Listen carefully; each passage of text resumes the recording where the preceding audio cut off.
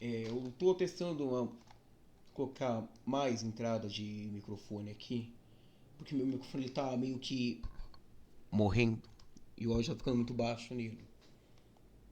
Foda, 5 anos ele me deixa me dar mão, mas foda-se o microfone, foda-se tudo. Vamos ao que importa. Primeiramente, bem-vindos aí assistindo Porcaria, mas precisamente ridiculamente questionável de webcam, parte 13, dia 25 de 4 de 2025. Incógnito do colégio São Pedro Marques falando, e vamos para as piadas ruins sobre probióticos. Vocês sabem qual é o lactobacilo que é casado? É o lactobacillus casei. E vocês sabem qual que é o divorciado? É o lactobacillus paracasei. Vocês sabem qual lactobacilo trabalha na padaria? O lactobacillus fermentum. Você sabe qual lactobacilo é da Bulgária? O lactobacillus bulgaricus.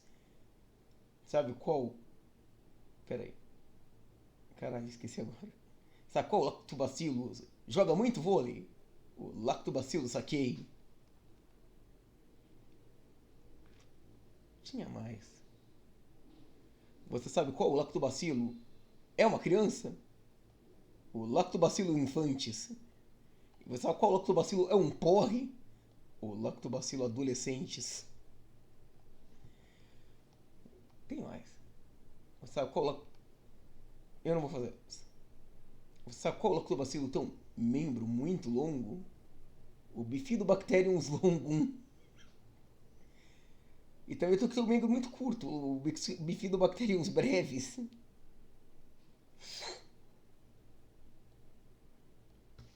Tem algo que eu tô esquecendo?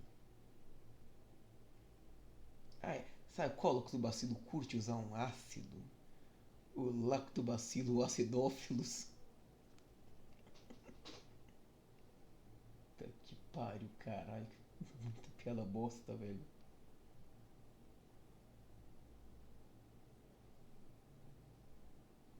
Muita piada bosta.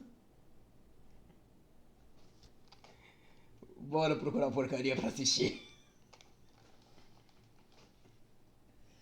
Ai, meu Deus do céu. Eu me odeio. Eu me odeio.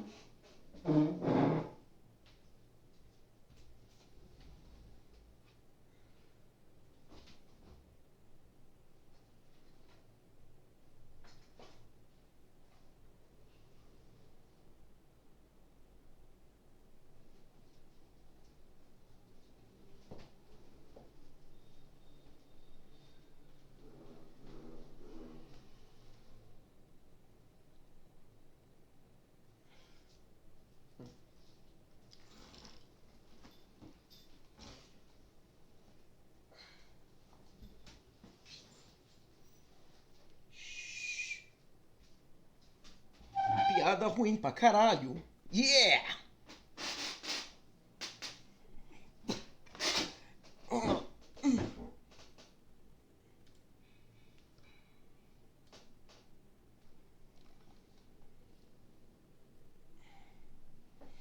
E isso aqui eu vejo depois, possivelmente, talvez em live mesmo.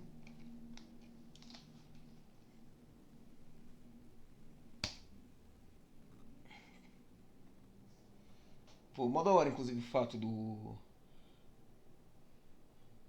Oblivion remake, da hora pra caralho, porra.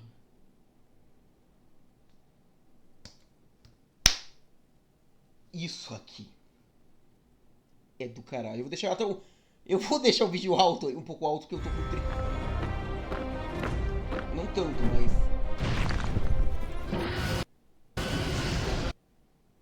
How's it going, dudes? So you're a big fan of trash. Can't stop thinking about it, can't stop watching it, can't stop eating it. When it comes to flat out garbage, you're the first guy they ask.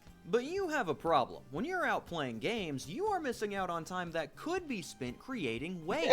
As with how busy the world is nowadays, you simply can't afford to take this time off. Luckily, you won't have to anymore with the hottest invention from the far-off future of 2003, Garbage the Game. Breaky, the game about creating waste and setting money on fire. Put the two opposing keys together, twist, and watch on in horror as one of them breaks forever. I mean, in terms of ideas, that's gotta be one of them. Breaky is quite the legend around these parts, being one of the few games to qualify for the worthless distinction and officially being voted as the worst board game of all time. This thing has garnered quite the reputation since I covered it in the Pointless Games video. And I covered quite a few things in its segment. There was the gameplay, there was the tie-ins, there was the Dutch television program, and afterwards, I thought that would be the end of it. We'd hold our silly little tournament, it would probably do well, and then we'd all move on like I've been trying to do with several of our other channel mascots. But if there's one thing that I can count on from this community, it's that you will not let a bit die. And as I moved on from the Breaky segment to crafting the tournament, a few of my more investigative fans over on the Discord began a search for more information on the game, driven by curiosity, intrigue, or maybe a calling from some higher being. Regardless of why, they began to dig. And dig they digged until they came across some of the most arcane knowledge to ever come from a product line this stupid, transcribing their findings into one of the most curious documents to ever grace the hands of man, the Breaky files. And now I get to talk about this game for 18 more pages!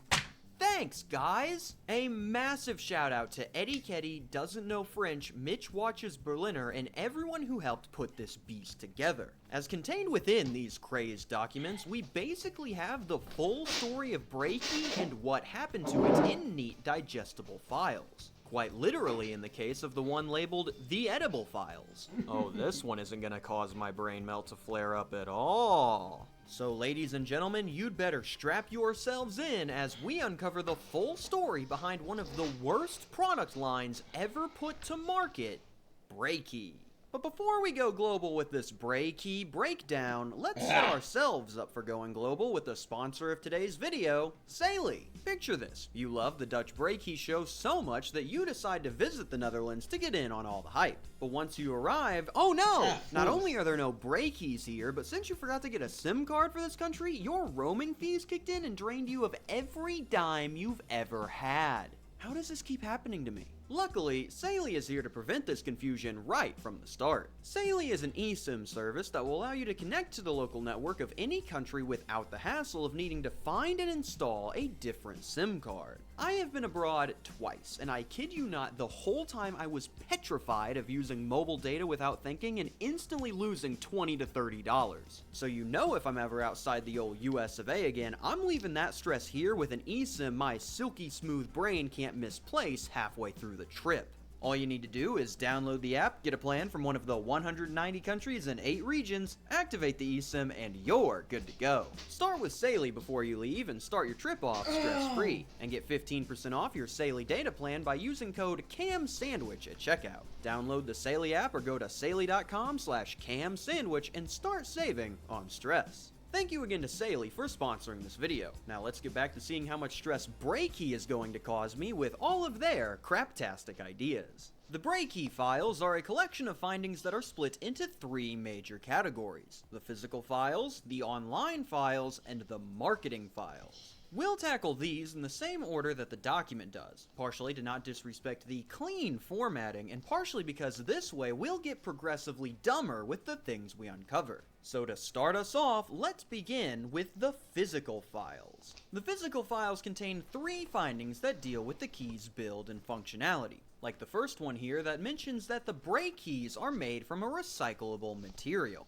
I tell you, it's not easy being green. Thanks to the discovery of a Chinese patent from 2001, we just started. It is shown that brake keys were made of polypropylene, a recyclable material that would allow the keys to not be sent immediately to a landfill upon breakage, possibly reducing the environmental devastation that the keys would otherwise pose. I say possibly, as all you would need to do in order to make this happen is live in an area with recycling services, pay for those specific services, make sure that the keys make it to the correct processing facility, have them go through processing with no issues, ensure that none of the delivered material was contaminated in any way, and then entrust all those aspects to their target market of a 7 to 14-year-old, and you're good to go.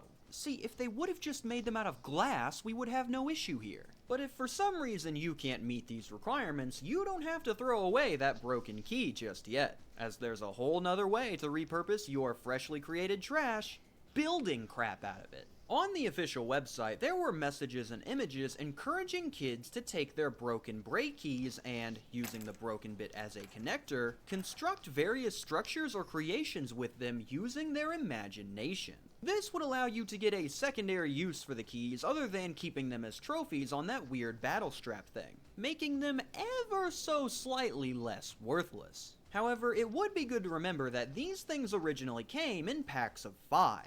So if you wanted to construct anything nearly as cool as the Breaky Castle here, that would cost you somewhere around the range of financial ruin. Don't want to throw away the keys but also despise the construction industry? Never fear, as you can prominently display the corpses of your enemies using our state-of-the-art feeties! Fun fact, if a grown man comes into your store and asks if he can buy some feeties, international law says that you are legally allowed to gut punch him. Finally, the last part of the physical files deals with how the break keys related to food items, so now it's time to get mega stupid. In that same Chinese patent from before, they list a variety of materials that the keys could have been made out of, most of them expectingly being some form of plastic. However, at the end of one of these segments, there is quite the curious sentence. It is also conceivable to use an edible material, such as sugar, for one or more parts. Have you made a decision yet, sir?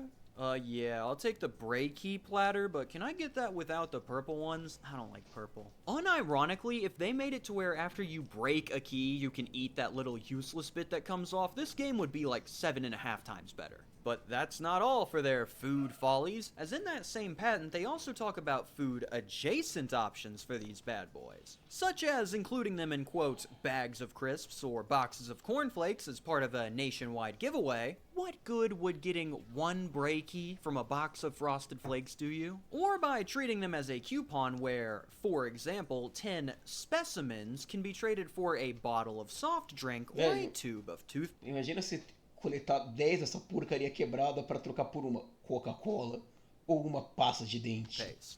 Do you have any idea what this means? If this happened, then this would have made the keys a legitimate backed currency. Now, granted, based on your standard soft drink price, these probably wouldn't be worth more than a dime a piece. But that does put them ahead of the Venezuelan Bolivar. Gee, many freaking Frosties. We are one file collection in and we're already nearly at max stupid. Where do we even go from here? Why, we leave the limitations of our physical world and enter the new possibilities presented by the digital era. We enter the online files. The online files are the smallest collection of the three. There are no sub-files in here. Everything is just condensed into its single paragraph of findings. But while it might not be as big as the other collections, trust me, there is still plenty of stuff here that can rip your mind asunder. You there, I see you're about to throw away that perfectly fine breaky. Well, yeah, it's broken. What else am I supposed to do with it? Well, why don't you scratch off that silver part on the back there and see? Wow, it's a code! Yes, my boy, now put that code into the official Breaky website and behold, life after death! Yes, on each Breaky came a code that you could redeem to get that key onto your official online account, granting that key the ability to battle other online keys like some sort of digital Valhalla. Does your Breaky believe in heaven? Unfortunately, with the website being obsolete, I cannot show you the rip-roaring action of an online Breaky battle. But I can tell you that they were determined to make this work, even going so far as to just outright bribe the kids to play. Rise to the top of the very real... Não. Você sabe que o jogo é uma bosta quando ele precisa subornar crianças para jogar. Online Breaky leaderboard, and Upper Deck was willing to mail you prizes for your success. These being very sensible things like more packs of Breakies, EA games from the time period, and an entire gosh dang Game Boy. There was also a collaboration with the Flemish TV show Spring. Oh, finally, something relevant! For one of these online contests. Winners could take home all kinds of fabulous prizes, such as a memory game, codes for something, keychains, mouse mats, fan books, letter paper, and a state-of-the-art reading book. As opposed to the widely popular watching book. All of these prizes were of course adorned with the famous cast and characters of the television program Spring, for all the die-hard Spring fans to enjoy. Confound it, I missed it by just 2 decades. There were also several wallpapers or screensavers that were created that you could download to make your computer background. So if any of you Spring fans missed out on the initial rollout, I've put them full screen here for you to screenshot free of charge. I cannot express to you enough that this is your last chance. But with 2 of our collections now explored through and through, we only have one final group of findings to cover. A collection of information that is 6 times larger than the previous 2 files combined, the marketing files. Better strap yourselves in now, folks, because once we get this puppy started, there is no way to slow it down. We are locked in.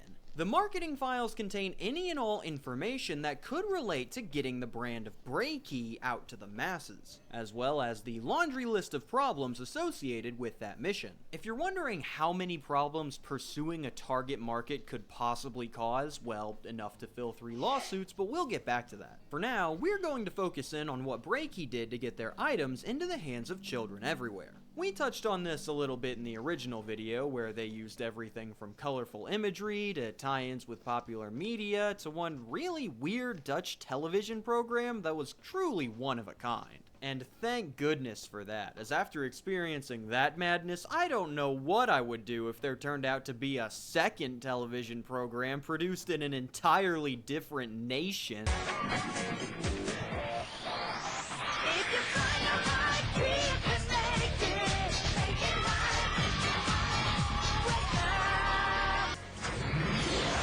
Ich bin nicht der Hauptpreis, sondern David, der Keymaster von Breakoff. Seid ihr bereit? Ja! Ihr auch? Super! Ab 6. Oktober, Montag bis Freitag um 13:40 Uhr ist es Breakoff-Zeit. Hier bei RTL 2, 3, 2, 1, Breakoff! Why do we keep Germany around again? Yes, unfortunately for the wider world's mental state, there was another Breaky show. This one featuring German television legend David Beer as the host and going by the title Break Off. This name coming from the fact that the show was not ashamed of the product it was showing off like Can You Beat Me was, although the jury is still out on if they should have been. Amazingly, these 2 shows followed completely different structures with how they went about these Breaky battles. In Can You Beat Me, the game would follow a single elimination bracket between 4 children, and whichever one survived the day final would not only win a Can You Beat Me t-shirt, but would also advance to the week final on Friday to win an even bigger prize. Unfortunately, we have no idea what this prize was, but I'm going to go ahead and say it was a 3-day, 2-night vacation in the beautiful faraway streets of scenic South Central Detroit. Meanwhile, in Break Off, 2 teams of 2 would go against each other, aiming to break both of the other team's keys to secure the win. If they were skilled enough to manage that, they would get the chance to select one of 5 doors that contained prizes. 4 of them being just crap like boxes of breakies, but one of them containing the fabulous grand prize. Again, we don't know. Sunny, smiling South Central Detroit! If you picked crap on your selection, you could choose to come back the next day to play again with that door eliminated, running the risk of losing it all if you ended up losing. Oh no, not my breakies. The German website for the show also adds a little bit of world building to the program by saying that the competition is held inside of the Breakoff Dome. Quote, the Breakoff Dome is located in the Plaza Media Studios in Ismaning near Munich. This is where Premiere produces the Formula One live coverage and the UEFA Champions League broadcast, among others. The studios also produce well-known TV series such as Hausmeister Klaus and the Kocht Comedy Club. The butchering of the language is to wash away the sins of the program. The Dutch remain unforgiven. Unbelievably, the mad lads that put these files together actually managed to follow the corporate ladder all the way to the companies that might be in possession of these shows today and emailed them to see if they could get any more footage. And here's how that went. Fox spit back some corpo speak that roughly translates to screw off. RTL's Vi, who produced the German show, replied back saying that most old programs and shows can't be aired anymore due to licensing issues and that they no longer provide show fragments for personal use. And Talpa, the streaming platform that succeeded the Dutch network, said that they are sorry to disappoint, but that they don't have any digital footage of the program since it was from before they acquired KIJK and it was not transferred over, even including a sad face to show their sadness at the situation. Alright, Dutch people, this person was nice enough that you are hereby forgiven for the show, but don't do it again. And there's the full story of all we know about these shows. Call to action, lost media, whatever. But we need to focus up because somehow it's time for us to get even dumber. Ladies and gentlemen, we're going on tour. From October to December in 30 cities in these countries, Breaky rolled around Europe holding small tournaments where kids could compete for prizes. This tour was either known as the Break-Off Tour or the Breaky Battle Tour. And the winner of each event was of course crowned that city's one and only Keymaster. These are not to be confused with the Bray King. The Keymasters are regional rulers, similar to a duke. Crazily, there was also some of this hot tour action going on in the States later, as one of our Discord members actually remembers attending one of these events at his local Toys R Us, where his friend ended up winning a GameCube, automatically elevating Joe's friend to the coolest kid in that region for the next 2 months. But why only go on tour with tournaments when we could be going on tour with originally produced music? Upper Deck, in the most eggs in one basket marketing play I've ever seen, nearly managed to sign a deal where they agreed to sponsor a cross-country tour for an unnamed pop group from Orlando, in exchange for that group writing an original song about breakies. What are we doing here? Come on! Despite Billboard reporting that the agreement was in the process of being signed, the deal eventually fell through. Which I wouldn't trust Billboard's reporter here too much anyway, as he said that a European tour was also involved, and that's just outright wrong. But we do know that this deal did exist, as one of the lawsuits mentions it, so we'll be getting back to that soon. But more importantly, who was this mystery band that almost gave us a hot breaky track? Well, many theories exist, but with it needing to be a band that was 1, from Orlando, Florida, 2, likely going to be making new music in the next few years, and 3, big enough to warrant the cost of a nationwide tour, the best option that hits on all of those points was likely the effing Backstreet Boys. Could you even imagine? Am I breakable? Yeah. But why stop at a tie-in with one of the most popular boy bands of all time when there are so many other properties to be harvested? Licensing time! Breaky was very much interested in the, man, our property stinks, can we borrow yours style of licensing, slapping that one guy/thing all over those bad boys in a desperate attempt to stop you from thinking about the actual game. We've got it all! We've got Major League Baseball, we've got Metabots, we've got Susuke and Wiisuke, we've got the hit television program Spring, F it, German One Piece commercial. Breaky, die Schlüssel mit den coolsten Figuren von One Piece. Monkey die Ruffy, Buggy der Clown, Breaky! Break Off, yeah! Come on, man. Amazingly, other tie-ins were planned for other properties to join in on the fun that never ended up happening. From fictional creations like Marvel and Pokemon to more professional sports like the NHL and the NFL. Man, now I'll never get my Dante Culpepper breaky beans. And that's it. No more stupid marketing from this nonsense. We're done. And I don't know about you, but I need some kind of reparations for what I was just put through there. Luckily, we have just that, as it's now time to watch this entire operation crash and burn through the lens of the 3 different lawsuits that killed this crap for the good of everyone not employed at Upper Deck. There are 3 lawsuits on offer here, the first relating to that alleged Backstreet Boys fiasco from earlier, and the last 2 directly resulting in the death of the whole product line. I have never been this excited for something that has already happened in my life. Let's start off with the first one and dive into the rowdy courtroom drama of Buzz Marketing versus Upper Deck Company, Eastern Court of Pennsylvania.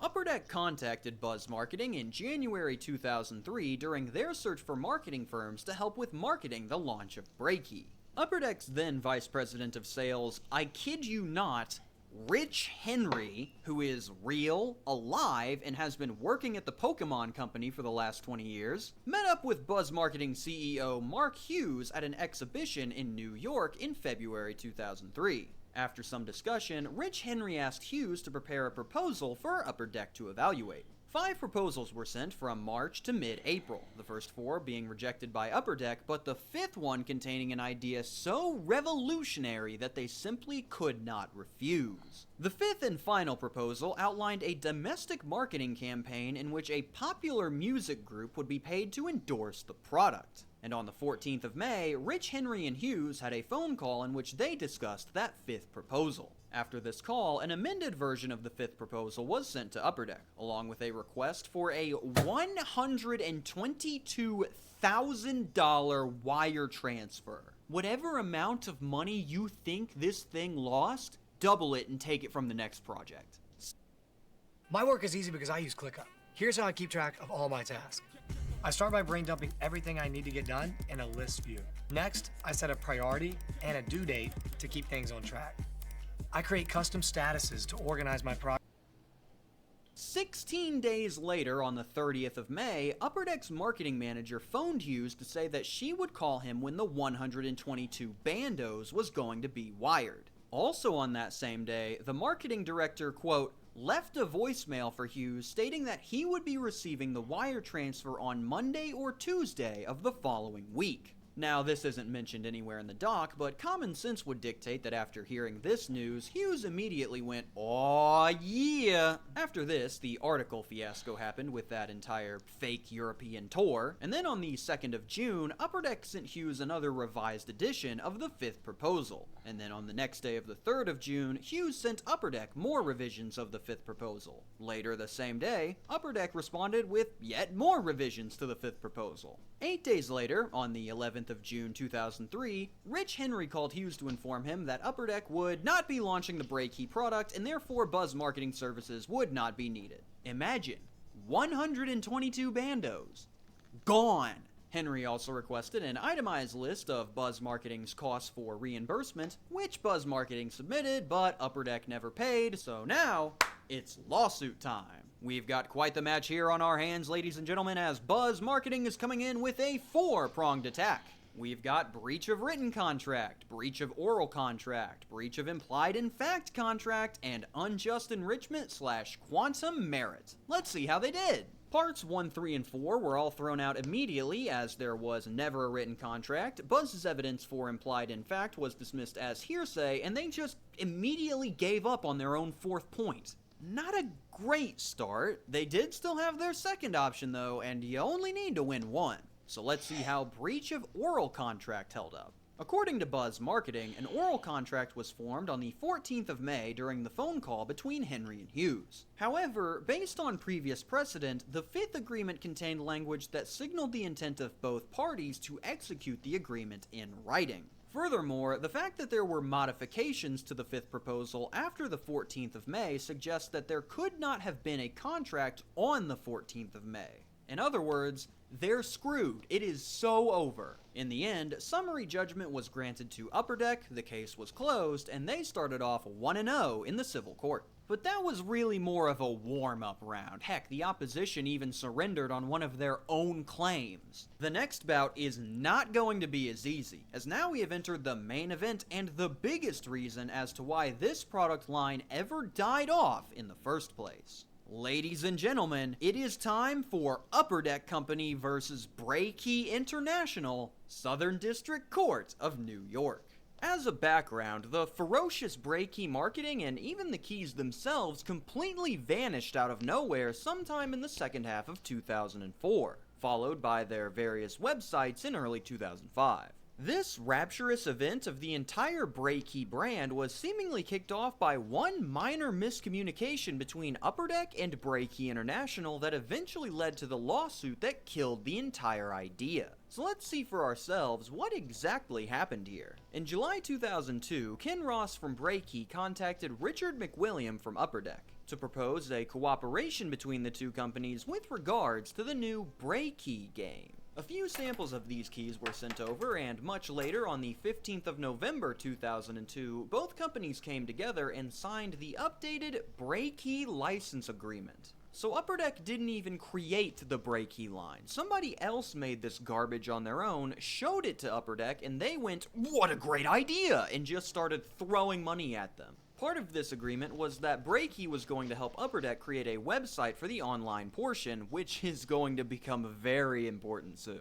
Now, ready yourselves for this one, folks. Upper Deck agreed to pay Breaky $5 million in non-returnable minimum guarantees to cover royalties from the sales. $5 million fully guaranteed. Kirk Cousins type guaranteed money on a bunch of plastic keys. This was to be paid in two parts, one immediately at the execution of the agreement and one at the beginning of the second term year on November 15th, 2003. Upper Deck paid the first $2.5 million, and Breaky provided the source code for the website in December. $2.5 million up front for the right to sell this. What a steal! After sending $2.5 million their way, it was smooth sailing. But by early 2003, Upper Deck began to find many problems with that earlier source code. In a meeting in May of that year, Upper Deck informed Breaky of this and said that the agreement had to be amended. So they gave them this revised agreement, but Breaky demanded that the $5 million total had to be increased. Guys, I don't think you get it. More guaranteed money! Upper Deck disagreed with this shakedown, and on the 13th of November, 2 days before their next payment was due, they decided, yeah, I think we're gonna sue you now, and Breaky went, oh, that sounds like a great idea, we'll do it right back. So with our wacky cast of characters and their motivations established, let's go ahead and jump right into the battle. Upper Deck learned that it is not wise to spread yourself thin like Buzz Media did, so they are only going in with one devastating attack, breach of contract.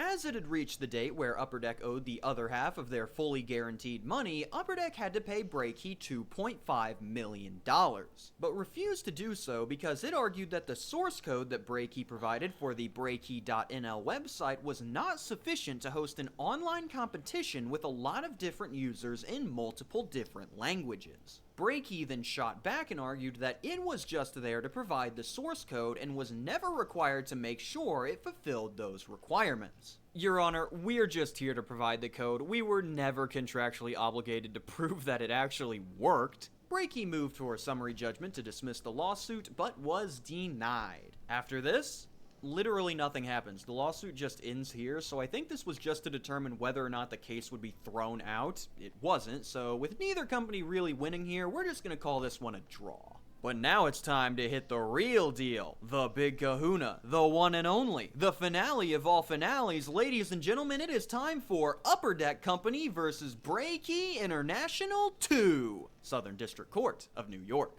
This matchup is the culmination of everything we have seen so far, giving us what both sides are competing for, their evidence and thought processes, and all of the information surrounding Breaky's rise and fall. So let's go ahead and start back at the beginning. The Breaky IP consists of two products, the actual small plastic keys and the online game called Breaky. In the contract signed in 2002, Breaky granted Upper Deck an exclusive 2-year license to use, copy, promote, distribute, market, and sell the Breaky product worldwide, excluding a few countries. Upper Deck agreed to launch the product in the United States, EU, and Japan, collectively called the Material Territories, by May 2003, and all other territories by November 2003. This is the full background. Upper Deck likes their stuff, they want to sell it, Breaky gives them permission, and in return gets royalties for each sale. Upper Deck does all the work for them, they still get paid a little bit, but Upper Deck has to follow some rules. For example, Upper Deck had to spend a minimum of $1 million on marketing and advertising for each of the 2 years in each of the 3 territories. For a total of $6 million, may I remind you, spent advertising small plastic keys that break forever the first time they lose. In addition to that, they have to give Breaky 10% of all net sales with a minimum of $2.5 million, which is the non-returnable minimum guarantee that was mentioned earlier. So basically, if the brake keys take off and become the next Beanie Babies, Brake Key International makes a frankly stupid amount of money. But if the product flops and sells nothing, they still get $2.5 million. They quite literally cannot lose. Now, there was a reason as to why Upper Deck wasn't allowed to sell in the Benelux countries, because Brake Key already had another company, Studio 100, selling the keys in that area. I guess everybody's just lining up to license. Já vou. Porque vai ter que ajudar a levá-la na mesa. Então, Já vou, caralho.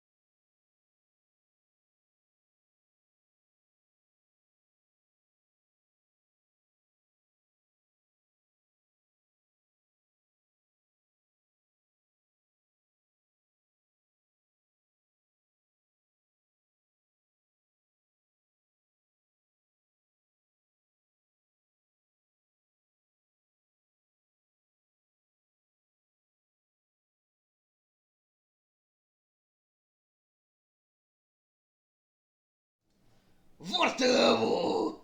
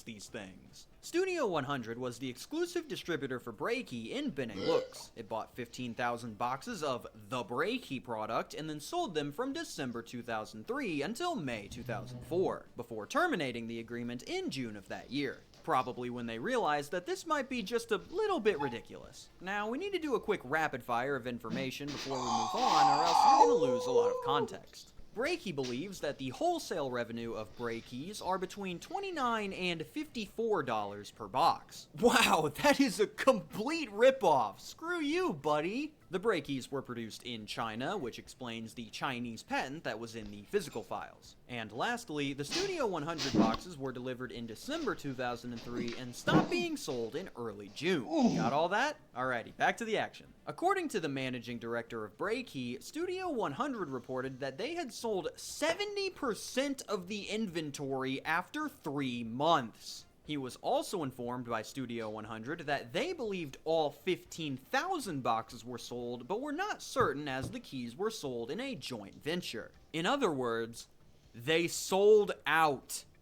Belgium, you have 15 seconds to explain yourself. Now, the rest of the info mainly deals with this Stewart guy and his sales projections figures, and we'll take a look at those later. For now, let's finish this up with the fact that after the fallout of Upper Deck and Breaky around November of 03, Breaky was in talks with another licensee in June of 04, I guess to run it back? Also, the fact that Breaky is trying to receive an unspent amount of the minimum of $6 million Upper Deck was required to spend suggests that the budget they had used was less than $6 million. Whew, thank goodness. They only spent slightly less than $6 million on marketing. For a second there, I thought we might have just wasted a ton of money. And that's it. We finally have all of the necessary background information to understand what in the world is going on here. So let's go ahead and jump back into this bad boy to see which of these two jokers is going to come out on top. Upper Deck. Sewer, looking to have Breaky hit with the breach of contract penalty so that it does not have to pay the $2.5 million of guaranteed money. Breaky International. Sui, countering for that $2.5 million of guaranteed money, as well as more cash on top of that in the form of 1. Lost royalties in the second year of the agreement, 2. Lost royalties beyond the term of agreement, and 3. Breaky's claim for $6 million in unspent advertising dollars. We've got quite a lot on the line here, so let's see how it went. On October 13th, after oral arguments that we sadly only have the final results of, the courts awarded the summary judgment in favor of Breaky, deciding that Upper Deck was the one who broke the agreement by not paying them the $2.5 million of more guaranteed money. I imagine the decision went something like, so the money was guaranteed. Yes, fully guaranteed, but they shouldn't get it because they failed to give the website multinational tournament functionality. Was that required within the contract terms? No. No, get out of here. Yeah, so having to pay the money they themselves fully guaranteed, big loss for Upper Deck there. But just how big could this loss get, as they stood to lose way more dosh if even a single one of Breaky's countersuits ended up hitting? We'll tackle these in order of least to most devastating, starting off surprisingly with Breaky's claim for $6 million of unspent advertising. Breaky argued that they were entitled to the remaining amount of the money that was supposed to be spent in that $6 million advertising budget Upper Deck was required to use, which would have granted them a solid total of however much was left. Yeah, a concrete number for this remaining amount was not given, and if how much is left over seems like an important number to know, it is. Claim denied. Next up, lost royalties in the second year of the agreement. This is where we meet the main character of this segment. Breaky hired economist Marion B. Stewart, who comes in and just really hammers home what we've been dealing with here. Breaky brought Stewart in to show that Upper Deck's failures in that second term caused Breaky to lose out on $9.4 million in royalties. So Upper Deck, per their agreement, should have to pay an additional $6.9 million on top of the $2.5 guaranteed. How did Stewart arrive at this number? Well, this was calculated using the sale of the 15,000 boxes from Studio 100. That agreement only lasted half the year, so therefore the figure was doubled to get $30,000 and multiplied that by $32, gotten from a combination of a sales report by a Spanish company called Deset from 2002, which Breaky never contacted, a discussion about Breaky's sales in the Netherlands, and 3 Upper Deck documents. Stewart concluded that Breaky lost at least $8 million in royalties in the material territories, and this was combined with a similar analysis in 13 other countries with, quote, per capita income levels and rates of interest use at least as high as those at the lower end of the list in the material territories, for sales of 1.4 million achieving the 9.4 million. Confused? Yeah, so was everybody else. Breaky was then asked to identify documents that showed that the sales by Studio 100 happened over a 6-month period.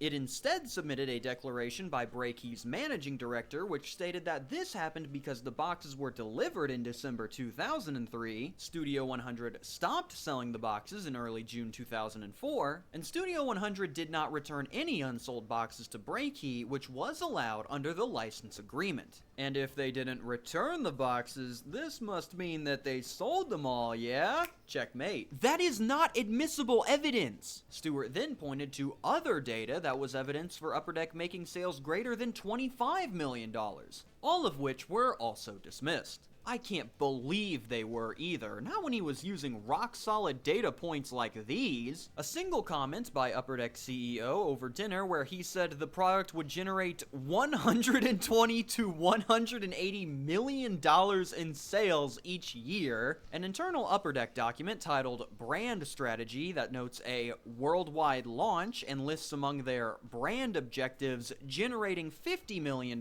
in revenue by December of 2004, and Stewart's own projected sales for 37 countries, although the court noted that the product had never been sold in 35 of them. Just a real rock star out there. Yeah, unsurprisingly, every single one of these was dismissed. Along with that, the court said that Stewart's calculations, quote, are based on too many unsupportable assumptions to establish the existence of lost royalties within the reasonable certainty required, and then his extrapolation was also scrutinized. Brother couldn't even get the chart right. So this claim also ended up being denied.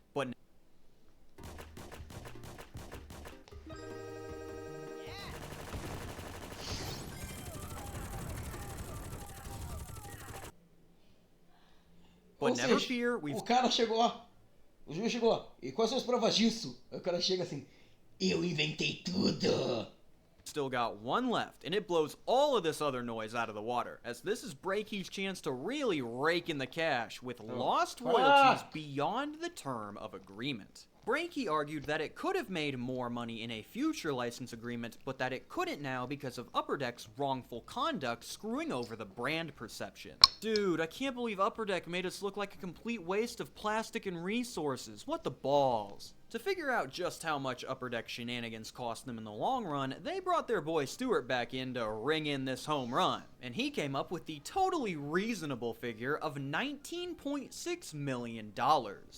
It is not explained how this figure was achieved. I have run out of reasonable reactions? Seeing the writing on the wall here, Breaky also tried to argue based on logic that no company will license a product if that product's patentability is being challenged, if that product has been dumped on the market and then withdrawn, if a major former licensee of the product is defaming the product and the product's owners, and if they thereby might be dragged into litigation. Okay, Breaky, you're kind of spitting there. That was pretty good. Now, what data do you have to back that up? Well, none, but it sounded cool when I wrote it down. Can I please have $20 million? Breaky did not supply any material evidence supporting these claims, and the court stated that these arguments were, quote, not a substitute for a plaintiff's obligation to provide evidence of facts that support the applicability of the expert's opinion to the case. Basically begging, can you please provide a smidgen of actual admissible evidence? Surprisingly, Breaky went, oh yeah, we can. Hold on a second. There's no shot. There's not a single shot. Okay, so what we have here is a declaration from a potential licensee that echoes the sentiments that we put forward in our statement, directly confirming that this mindset can be applied to our current situation. Oh dang, this is actual admissible evidence. You can legitimately do something with this. Sweet, when did you guys get your hands on this? Oh, we had it the entire time. We withheld it during discovery. They might be dumber than we are. The fact that they had purposefully withheld this information during the discovery... Os caras são muito burros. Eles mantiveram um negócio que poderia fazer a causa dele ser ganha, eles não terem ganho de causa, em segredo durante o momento que devia expor esse tipo de coisa. Phase meant that this evidence was completely inadmissible, meaning that all they had to go off of was a statement that they couldn't back up and Stewart's $20 million figure that he refused to show the math for. Needless to say, this one was also denied, officially closing the case by granting partial summary judgment to Breakey while denying its countersuit claims. And that officially puts a close to the Breakey files. So to remind you of what we all just witnessed here, let's do a quick recap. Breakey, the company, patents their awesome idea of Breakey, the product, disposable plastic keys that permanently break on a loss. These keys can, however, be recycled sometimes, be used to build things, or in an alternate timeline, be eaten because they're made of sugar. Breakey, the company, shows up to Upper Deck HQ and shows off Breakey, the product. Upper Deck loves it so much that they immediately jump on board. Upper Deck signs a 2-year contract with Breakey, the company, where they pay $2.5 million up front to have the exclusive rights to sell Breakey nearly worldwide.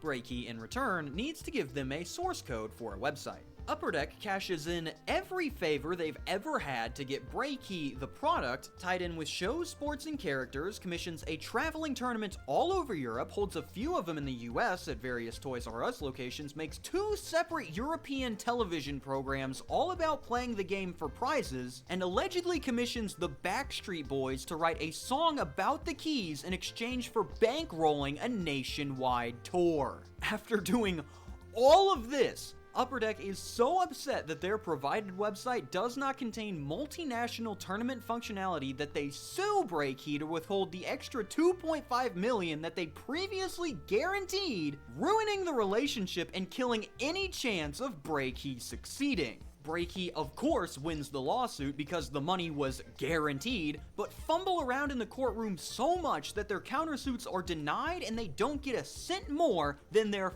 fully guaranteed money. The result of this is millions of dollars wasted, an entire product line built, hyped up, and killed off for no reason, and the complete and total degradation of my physical and mental well-being for having to experience all of this. And what happened to Upper Deck after all this? After they lost anywhere from $8 to $10 million farting around with this Breakey nonsense? They'd go out and buy their former competitor Fleer. It didn't do anything. It had practically no impact on them at all. It's like it never even happened. This nonsense doesn't even appear on the Upper Deck Wikipedia page. That has a whole section for lawsuits, and none of these 3 are there. I'm constantly having to double check and make sure I'm not on some strange Dutch prank show and that this is all real. The fact that all of this took place is absolutely wild. But the fact that all of this happened and then everyone involved just seemed to immediately forget about it is somehow even crazier. Upper Deck didn't even flinch. They just said, business is business, and then rode off into the shining, gleaming sunset. You know, up until they got sued by Konami for producing counterfeit Yu-Gi-Oh cards, lost their license to the property, and went bankrupt 4 years later, but business is business. This is, without a doubt, one of the wildest board game stories on the market. The unrelenting barrage of gut punch after gut punch of information is truly astonishing. And I want to give another massive thank you to the team who put this collection together for digging up this oil well of whack crap for us to experience. If you want to take a look at the files for yourself, I'll have them linked down in the description. They are still being updated with new information every time one of these guys stumbles across something. For example, while I was making the video, they figured out that the online game at one point had a peak of 27,000 players. Europe, if you give me a valid reason to hate on you, that makes it less fun. As for me, I am glad that I now have absolutely no reason to ever talk about this game again. I learned it, I bought it, I broke it, there is nothing else for me to do short of holding a tournament myself, and I don't have $6 million that I'm contractually obligated to spend. So this is the last you're gonna hear about this garbage for quite some time. As such, I've prepared this goodbye message for our glorious Bray King that we should all strive to remember. Bray Key would have taken off, that I guarantee. Remember that in Benelux, they sold out of the key. If you think that's a stretch, that this trash is not a winner, remember what the kids did when they met the fidget spinner. So we got really lucky that this business just imploded, or else the landfills everywhere would have gotten overloaded. So the next time that you see a fad that you can't comprehend, remember your pal Breaky and just ignore the trend. Signing off for Bray King Bad, I am Cam Sandwich. Thank you for watching and have a fantastic day. A special thank you to my suppliers, staff, and chefs over at the deli, as well as the media preservers helping me get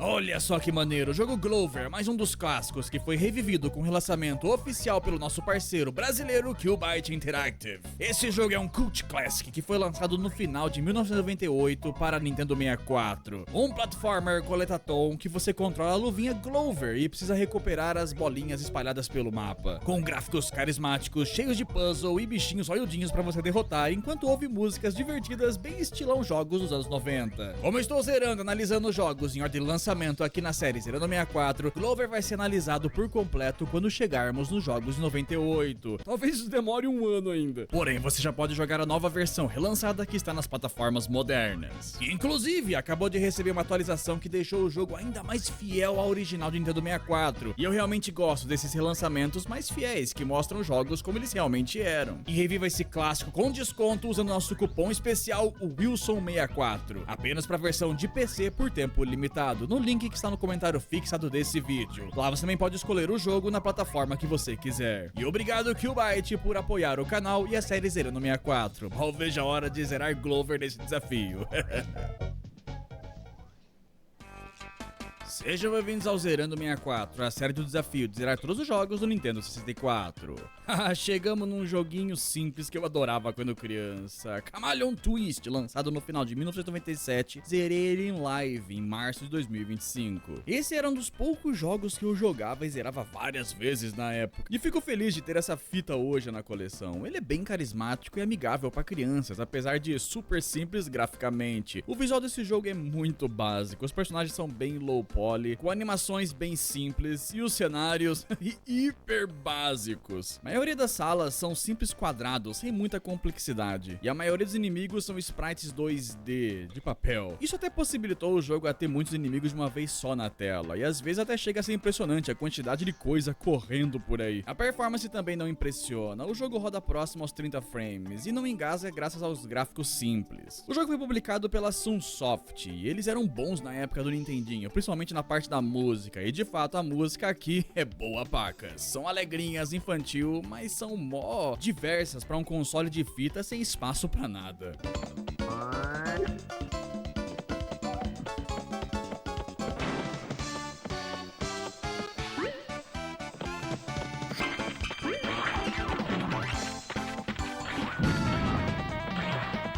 Os controles também não são excepcionais, anda e pula, normal. A gimmick ou coisinha especial desse jogo é a mecânica da língua, que você lança e pode controlar para qualquer direção para pegar os inimigos e cuspir de volta, ou avançar em plataformas lambendo os pauzinhos de madeira ou o chão para dar pulo alto.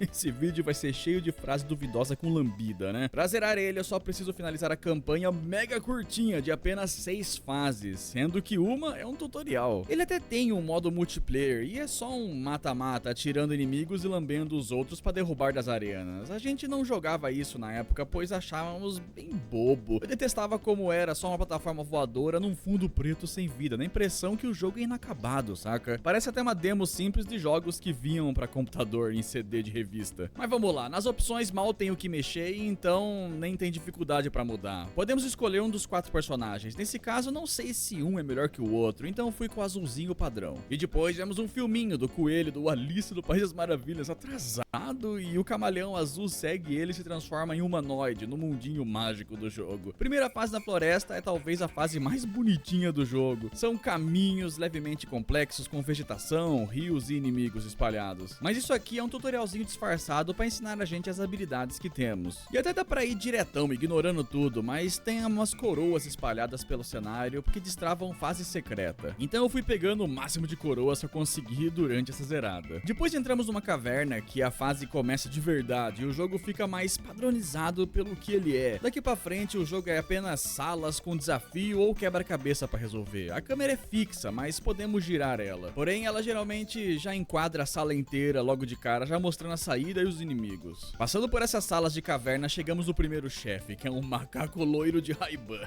Maneiro. Aqui é só pegar as borboletas que surgem e atirar nele pra derrubá-lo no buraco. É bem simples. Depois de vencer ele, podemos escolher qual fase queremos jogar, mas fui na segunda, que é do formigueiro, com musiquinha feliz. Essa fase é bem parecida com a caverna anterior, mas aqui é cheio de formiguinhas pra lamber e cuspir. E é aqui que realmente é impressionante o tanto de sprite que o Nintendo 64 renderiza nesse jogo, por isso que os gráficos são tão simples. Aqui é só puzzle de inimigos bloqueando a passagem que você precisa abrir comendo eles. O chefe dessa fase é a formiga rainha, que tem um bundão gigante. Acho que é a mais difícil do jogo, pois ela roda busanfa que machuca a gente. E pra matar ela só temos que cuspir as formiguinhas nela umas 4 vezes. Formiga rainha derrotada, podemos ir pra terceira fase, o mundo das bombas, que já tem visual diferente, todo azul metálico. Aqui os inimigos são explosivos, então o puzzle são de explodir blocos pra criar plataformas várias vezes. É uma fase bem repetitiva. O chefe daqui é uma cobrinha que fica dropando bombas em você, que você tem que pegar elas com a língua e cuspir nas bolinhas do meio do corpo dela. É bem fácil. Agora a fase 4, Desert Castle, é a mais difícil. Até lembra as fases do Bowser do Mario 64, cheio de plataformas com buracos da morte. O bom é que nesse jogo temos o quê? Uns 30 pontos de HP, e caindo no infinito só perdemos um pontinho de HP. E como o checkpoint é bem no buraco que você caiu, deixa esse jogo mais maleável. Chameleon Twist tem um formato meio Mario 3D World, que é uma fase de plataformas com coletáveis espalhados, o que deixa só passar correndo bem fácil, mas pegar as coroas e aí que fica a dificuldade desse jogo. Au. Nem sei como é que faz as coisas aqui. Só fui. Não! E até tem uns pulinhos cabuloso com a língua pra pegar algumas. Não sei se é assim, mas funcionou. O chefe daqui é um tatu que fica pulando na arena e nasce bichinhos pra você lamber e atirar de volta. Bem o padrãozinho. Acertando umas 4 vezes, ele morre. É tranquilo. Fase 5 é a Kid Land, que é chatinha. Tudo muito colorido, cheio de buraco e plataforma que se movem sozinhos. Caí bastante, pois eu não conseguia lamber os pau e rodar em cima das plataformas. Lamber pau. Olha essa frase que o jogo me faz falar. O chefe daqui é o mais diferentão. É um bolo de aniversário robô, controlado por uns bichinhos dentro. Você tem que fugir dos moranguinhos explosivos e depois lamber os carinha que estão lá dentro, até não sobrar ninguém pilotando o bolo do mal. Boa viagem isso aqui. Ok, agora a última fase, a Ghost Castle. Parece a mansão do Resident Evil 1 até. Já no começo tem uma porta trancada que você só abre se pegar 50 coroas nas outras fases. E dentro dessa porta jogamos sinuca gigante com uma baita física boa das bolas. Bem igual teve no Mystical Ninja. Adoro quando o jogo antigo fazia essas coisas só porque sim. Apesar que aqui ganhamos se a gente lamber as bolas.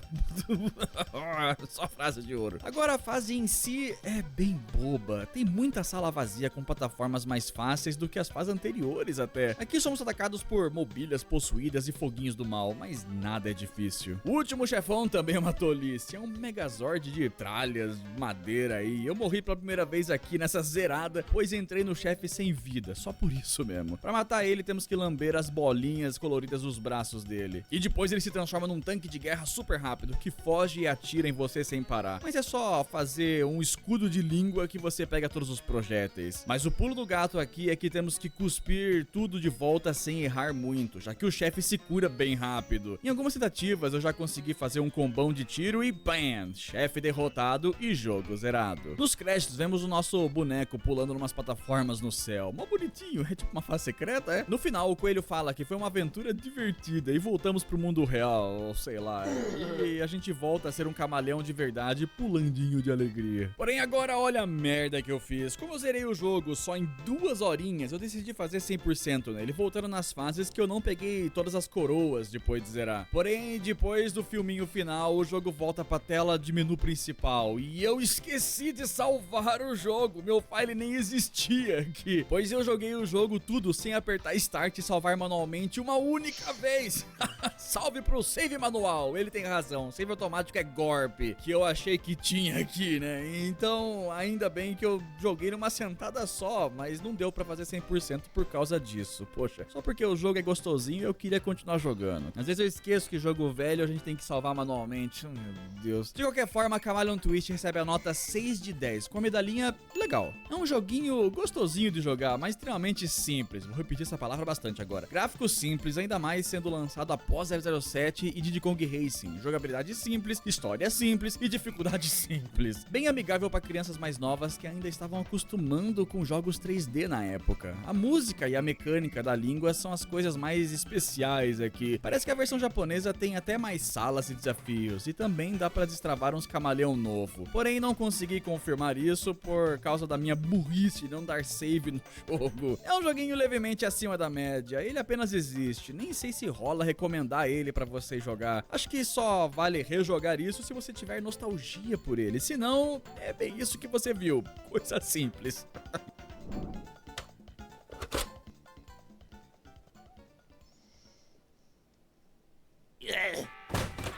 As próximas coisas que eu vou comprar, eu acho que eu peguei tudo na Retrocon, se eu não me engano. Um baita evento de jogos retrôs que teve em 2024, vai ter outro em 2025. Aí eu vi isso aqui em formato de voz, só pra avisar vocês que a Retrocon já começou a vender os ingressos e eu tenho aqui pra vocês um cupom de desconto de 10%. Se você usar o cupom Colônia10, você consegue garantir o seu ingresso mais barato. Então não perca essa chance, já garanta o seu ingresso com o cupom e a gente se vê no evento, hein?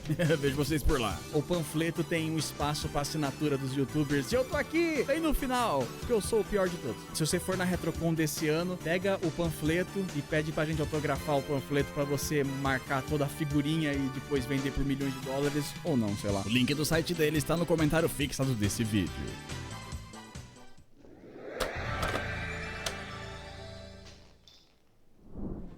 Ok, esse também espero que seja rápido. Madden Football 64, lançado no final de 1997 e zerado em dezembro de 2024. Ou quem ganhou essas fitas dos pais na época, tipo, meu filho vai curtir o jogo do tiozinho de terno carismático, com certeza. Eu nunca joguei nenhum jogo da série Madden, que a EA Games lança até hoje, porém um dos últimos jogos que eu zerei na série zerando 64 foi o NFL Quarterback Club 98. Então cheguei chegando nesse Madden, já sabendo as regras pelo menos. Os gráficos são bem parecidos com o outro jogo de futebol americano. Eles até têm um rostinho de gatinho alienígena aqui também. O Madden 64 só é mais colorido, relativamente mais nítido, as animações dos jogadores são mais suaves e a performance é ok, sem problemas. O jogo não tem música durante as partidas, o que é comum no jogo de esporte. Só temos os comentários do John Madden, que aparece no canto pra falar umas besteiras. Here are the keys to today's game. Hey, didn't you see those guys coming? That's right, John Madden, John Madden. Pelo menos a música do menu principal é divertida.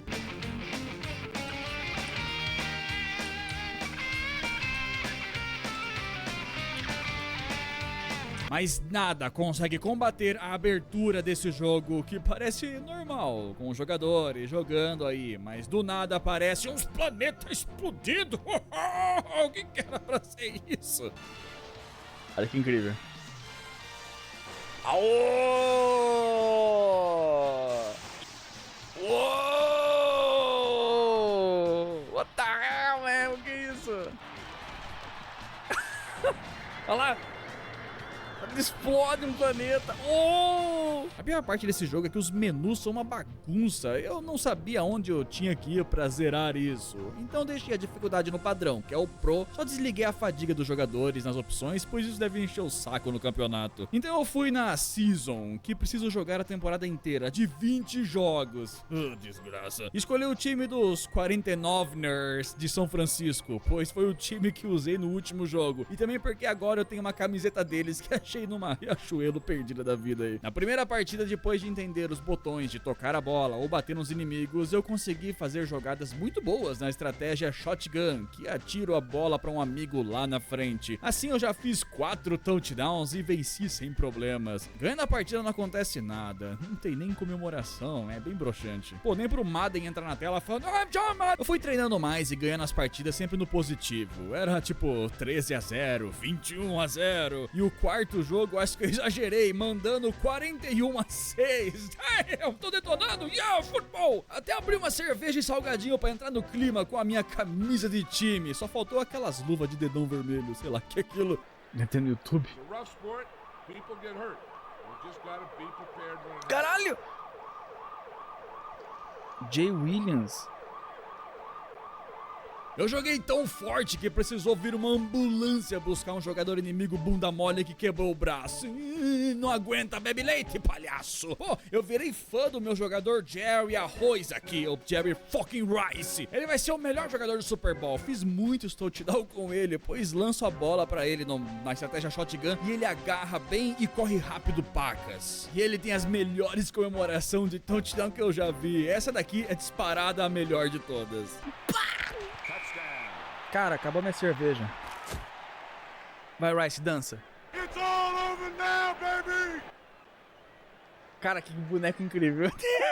Não tem como. Com o Rice no meu time, eu sou imbatível. Ganhei 7 jogos tranquilo com ele. Nem acredito que tô dizendo isso, mas eu tô me divertindo com um jogo de futebol americano. Meu Deus, deve ser a cerveja. Mas no dia seguinte que fui jogar, algo terrível aconteceu. O jogo não salvou meu progresso. Pior que nem foi problema no memory card, e sim no menu bagunçado desse jogo. Eu jurava que eu tava salvando a cada partida que eu ganhava. Eu abria o menu do memory card e ele falava, please wait. Então eu achei que tava salvando, mas não, eu tinha que selecionar o que eu queria com o botão C de baixo, amarelo, para acionar o save e sei lá mais o que. Isso devia escrever now saving ao invés de please wait. Mas tudo bem, o pessoal mais antenado nos jogos de esporte do chat sugeriram para eu simular as partidas ao invés de rejogar os 7 jogos do dia anterior. Então ok, eu fui simulando os jogos, deixando a máquina sortear os resultados dos jogos pra mim, sem precisar jogar. Quando eu ganhava, eu salvava. Se eu perdia, eu dava loading, até chegar na semana 9 com 7 vitórias, que era o que eu tinha feito antes. E se for ver bem, eu saí pior, pois antes eu tinha feito 41 gols em um único jogo, mas tudo bem. Continuei ganhando mais jogos com pontuações malucas e até perdi uma das partidas, mas de boas, eu tava tão positivo no campeonato que ninguém ia conseguir me vencer. Mas agora eu só quero mostrar o que aconteceu nessa partida. Ó, não salvei porque como eu perdi a última...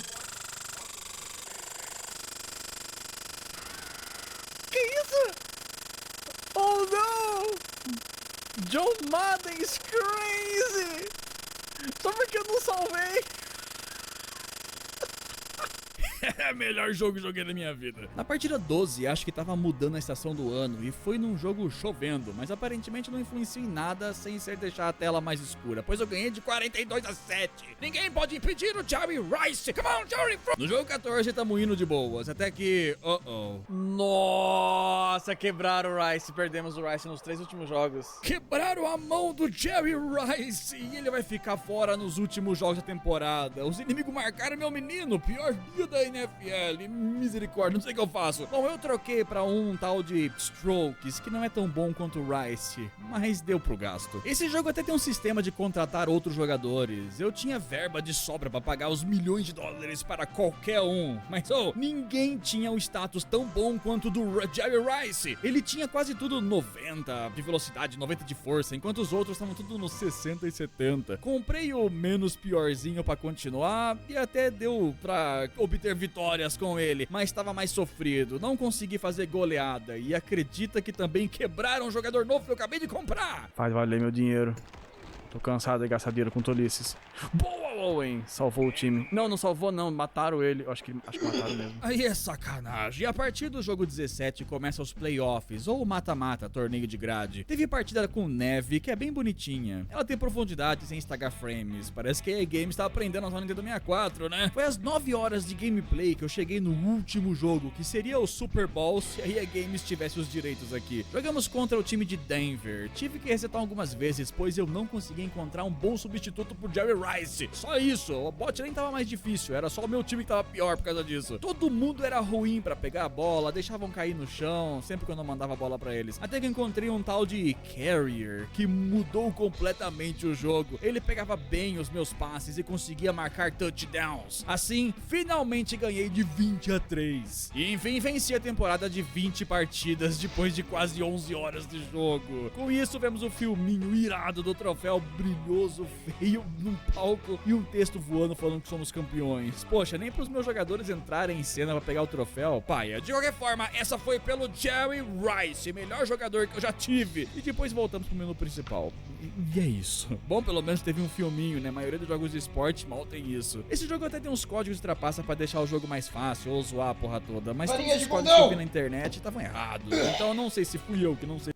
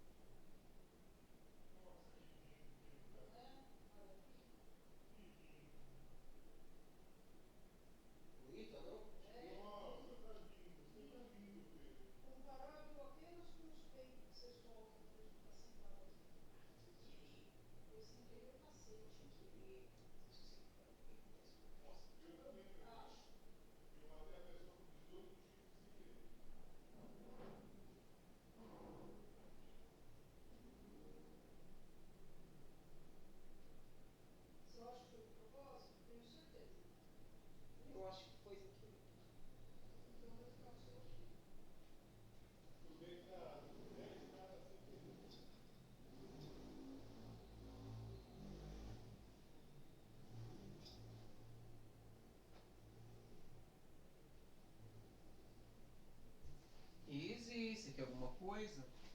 Criança.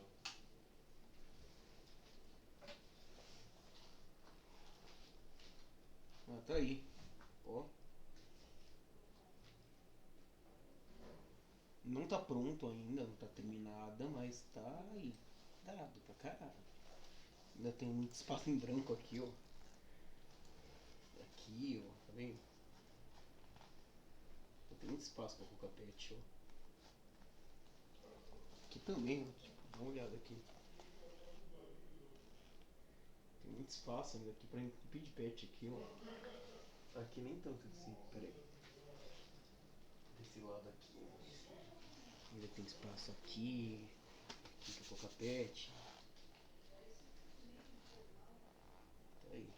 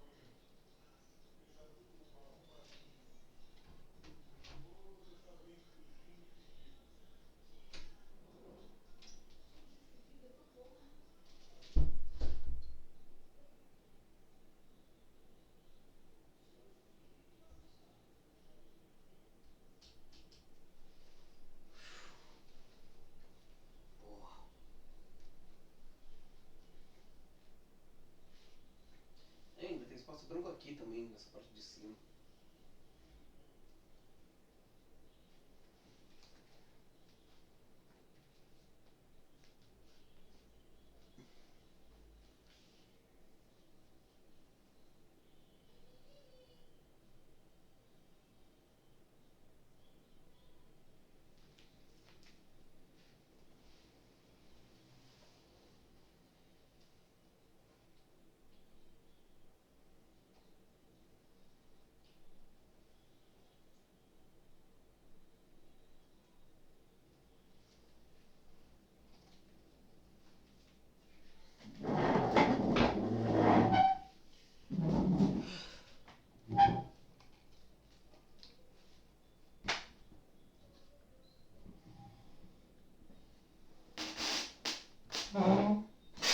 Nossa, cansado.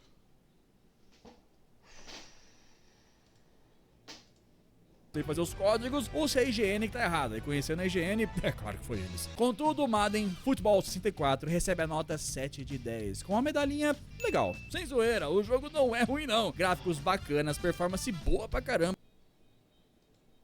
Deixa eu testar um bagulhete aqui.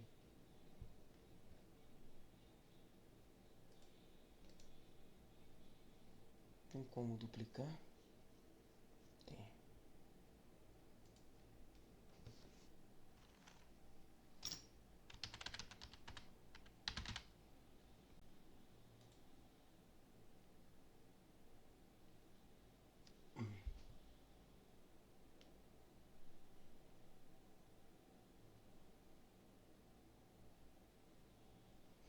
Não vai dar certo. Tipo aqui, pega. inteiro pegou uma... Isso. Eu vou testar isso depois. Não é live específica. Comentáriozinhos do Madden durante o jogo, é ok. Animações boas dos jogadores, jogabilidade decente. Consegui entender bem o que cada botão fazia e depois de encontrar as estratégias boas do menu, ficou bem fácil de ganhar. E até me divertir. Pois é, eu me diverti num jogo de futebol americano. A emoção de pegar a bola lá na frente e dar olé nos inimigos correndo pro touchdown é mó da hora, sem zoeira. Fora sair no soco com o pessoal, nunca perde a graça também. O único problemão durante a zerada foi 20 partidas em quase 11 horas pra zerar, também pesou bastante. Começou a enjoar no caminho e até me deu sono. Puta merda, esqueci de colocar esse negócio de volta.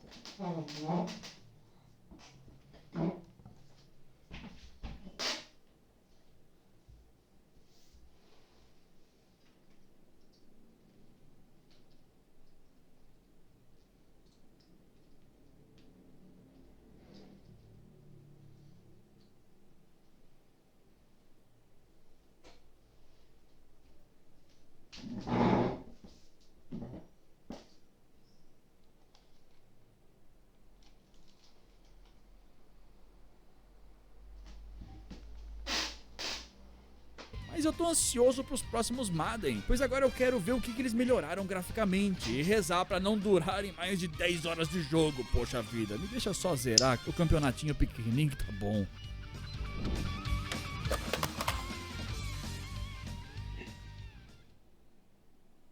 Avisando rapidão que as camisetas do canal estão disponíveis na loja. Tem a clássica camiseta gamer, a dos vilões que criamos na saga Vinete e a especial do Nintendo 64 em homenagem às reviews do Zerando 64. Para encontrá-las é fácil, elas estão na aba loja do canal ou descendo na página dos vídeos.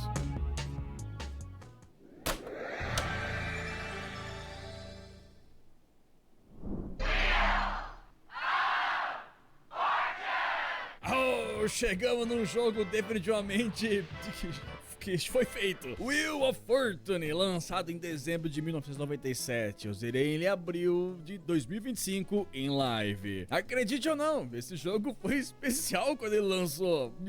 Os gráficos são tenebrosos. Só as pessoinhas gif animado borrado na miopia na tela, né? Mas era impressionante, algo mais realista assim num videogame na época. Jogos de televisão assim já tinham nos outros consoles, mas geralmente era só fotinhas ou tela sem muita animação e pessoas. Mas aqui era especial, com uma mulherzinha falando em filminho animado. Sorry, you lost your turn. Pois isso parecia tão next gen e tudo quanto é boomer naquela época adorava esse jogo. Meus pais jogavam juntos isso comigo, mesmo eu não querendo jogar porque eu achava chato. O pessoal mais velho sempre alugava esse jogo e voltavam falando que era emocionante, como se estivessem na televisão.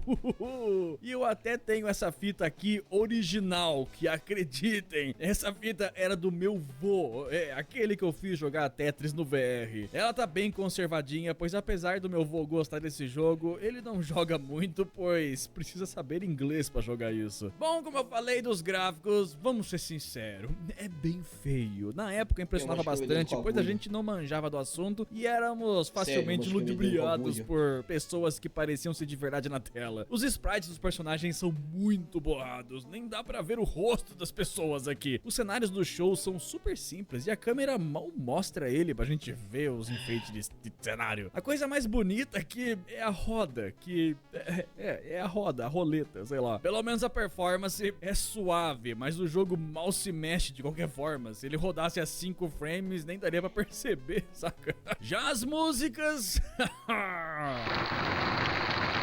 Não temos. O jogo todo é só essas palmas da plateia. What the hell is even that? Palmas pra tudo. Mano, esse é o evento do ano. A plateia bate palma pra tudo aqui. Mas o som abafado faz isso parecer que estão fritando batata frita. De novo. Só no fim do dia, tô fritando as batatinhas. Mas beleza, pra zerar isso eu só preciso vencer uma única partida. Não temos campanha e mal tem opção aqui. É um jogo bem feito pra multiplayer. Posso jogar contra 2 bots e até posso escolher o nível deles. Como regra do desafio, eu deixei eles no nível padrão, que é o normal aqui. Até posso escolher qual personagem de papel que eu vou ser, mas eu peguei o primeiro. E esse jogo é basicamente, como é que chama? Roda da Fortuna ou Roda Jequiti do SBT, não é? Não manjo muito dessas coisas. Tanto que eu não sabia direito as regras ou o que eu tinha que fazer aqui. Primeiro eu tenho que rodar a roda só apertando A, pra ganhar um dinheirinho que eu ganho se eu acertar alguma letra na palavra que aparece nesse negócio de palavras. Porém, tem que ser uma consoante. Tentei pegar o A logo no começo e perdi o turno, pois vogais precisam comprar com o dinheirinho que você ganha da roda. Nisso eu já selei o meu destino, pois os bots desse jogo são os nerd fedorento. Eles ficaram doidos acertando um monte de letra em seguida. E como são 2 bots ainda, um pegou um monte de letra e o outro acertou a primeira palavra tranquilo. Então a estratégia é acertar sem dó, o que não seria difícil se eu não caísse no perder turno ou na bruxa do Jequiti, que me fez perder todo o meu dinheiro e passar o meu turno. Se ferrou! Sorte que os bots também faliram logo em seguida, então isso não é a roda da fortuna, isso é a roda da falência. Nisso eu acabei acertando a frase Pay-per-view television e ganhei muitos dinheiros e fiquei em primeiro lugar vencendo o jogo. Mas antes de terminar eu preciso vencer um round bônus que tem que acertar uma palavra que a dica é pessoa e... oh não. Now give me 3 consonants and 1 vowel. Não gostei. Não tem H, né? Não é possível, né? Ah não, o L já foi. Ah não, esquece. Eu pensei que era Hitler, momento South Park. Porra. E ainda não acredito que eu dei uma de Naggers do South Park. Você manja. Pior que mesmo assim eu errei, pois chutei father, mas a resposta era mother. O chat até sabia da resposta nessa hora, mas eu tava tentando evitar muita cola, então eu não tinha visto antes do tempo acabar. Nisso eu não venci, então tive que tentar outra partida que até acertei, o Troop Beverly Hills, que é um filme de 89 que nunca ouvi falar, sei lá. Mas no fim dessa partida eu perdi pro bot que fez mais dinheiro que eu. Então tentei uma terceira partida. Na terceira tentativa de vencer esse jogo, eu tava perdidão. Tem que ser muito gringo alienígena pra pegar as frases daqui. Eu tava perdendo todas. Eu não conhecia nenhum ditado ou frase que aparecia. Mas dá pra eu ganhar ainda, chefe? Só começou a dar bom quando apareceu coisas mais internacionais, tipo Beavis e Butthead. Caralho! Eu não imaginava que ia ter isso nesse jogo, mas eles eram moda naquela época. Apesar que é engraçado ver um jogo da Nintendo me fazendo escrever Butch. Depois eu acertei os personagens do Rei Leão, Mufasa, Simba e Scar. E aí sim, palavras que existem de verdade. Com essas vitórias eu fiquei rico dos dinheiros e terminei em primeiro lugar de novo. Agora só preciso acertar a última palavra, que a dica era local. Só faltava uma letra e tava na cara que era store, loja. Eu fiquei meio perdido, pois a moça aí pede 3 consoantes e uma vogal, mas só faltava uma vogal na palavra pra eu ganhar. Então eu fiquei meio preocupado, mas eu coloquei o e qualquer outras coisas e PAM! $25 mil! Yeah! Jasmine Will Fortune Pere! Jogo zerado. E até tem crédito no final pra legitimizar a nossa zerada aqui. Levei 50 minutinhos pra zerar esse jogo, mas uma partida seria menos de 20 minutos. O que fez esse jogo ser o jogo zerado mais rápido do desafio até agora, 50 minutinhos. Mas o Wheel of Fortune recebe a nota tranquilinha de 5 de 10, com a medalhinha legal. Pois é um jogo bem no meio do mediano, mas no fim do dia ele cumpre o que ele promete, que é ser um jogo do roda Jequiti. Só faltou os jumpscares da Jequiti na tela do jogo, aí sim seria 10 de 10. Gráficos bobos, apesar de impressionante, os filminhos close da mulher falando, sons péssimos, mas tem bastante faixa de voz dos personagens, falando as palavras e letras. Foi bem divertido jogar isso no desafio, mas jogar com amigos lembro que sempre rendia boas risadas. Só é ruim ter que manjar inglês, ainda mais nos ditados ou gírias antigos, por essa versão ser bem mais velha, às vezes você tem que acertar nome de livro antigo que eu nem sei de que época que é. Essa versão do Nintendo 64 é bacaninha, mas logo depois, em 1998, já lançou uma versão 1000 vezes melhor pro PlayStation 1, que tem filminhos e sons melhores por usar o CD ao invés de fita. Então se você por algum motivo quer jogar Roda da Fortuna dos anos 90, recomendo a versão de PlayStation 1. Não sei por que você vai querer jogar isso, mas deve ser engraçado, né? Jogar com a galera. Mas é isso, esses foram os últimos jogos zerados do desafio. Dê o seu like no vídeo se você gostou, pois isso ajuda demais. Um vídeo desses a não flopar, cheio de jogo duvidoso, né? Se inscreva no canal para não perder os próximos vídeos e assista a série Zerando 64 na playlist para você maratonar todas as reviews em ordem de lançamento para acompanhar a evolução do console, já que eu também tô zerando na ordem de lançamento. Eu sou o Sr. Wilson e até a próxima review. Se cuidem e fiquem com um trechinho do próximo episódio. Olha lá, isso é bom. Isso é controle de homem.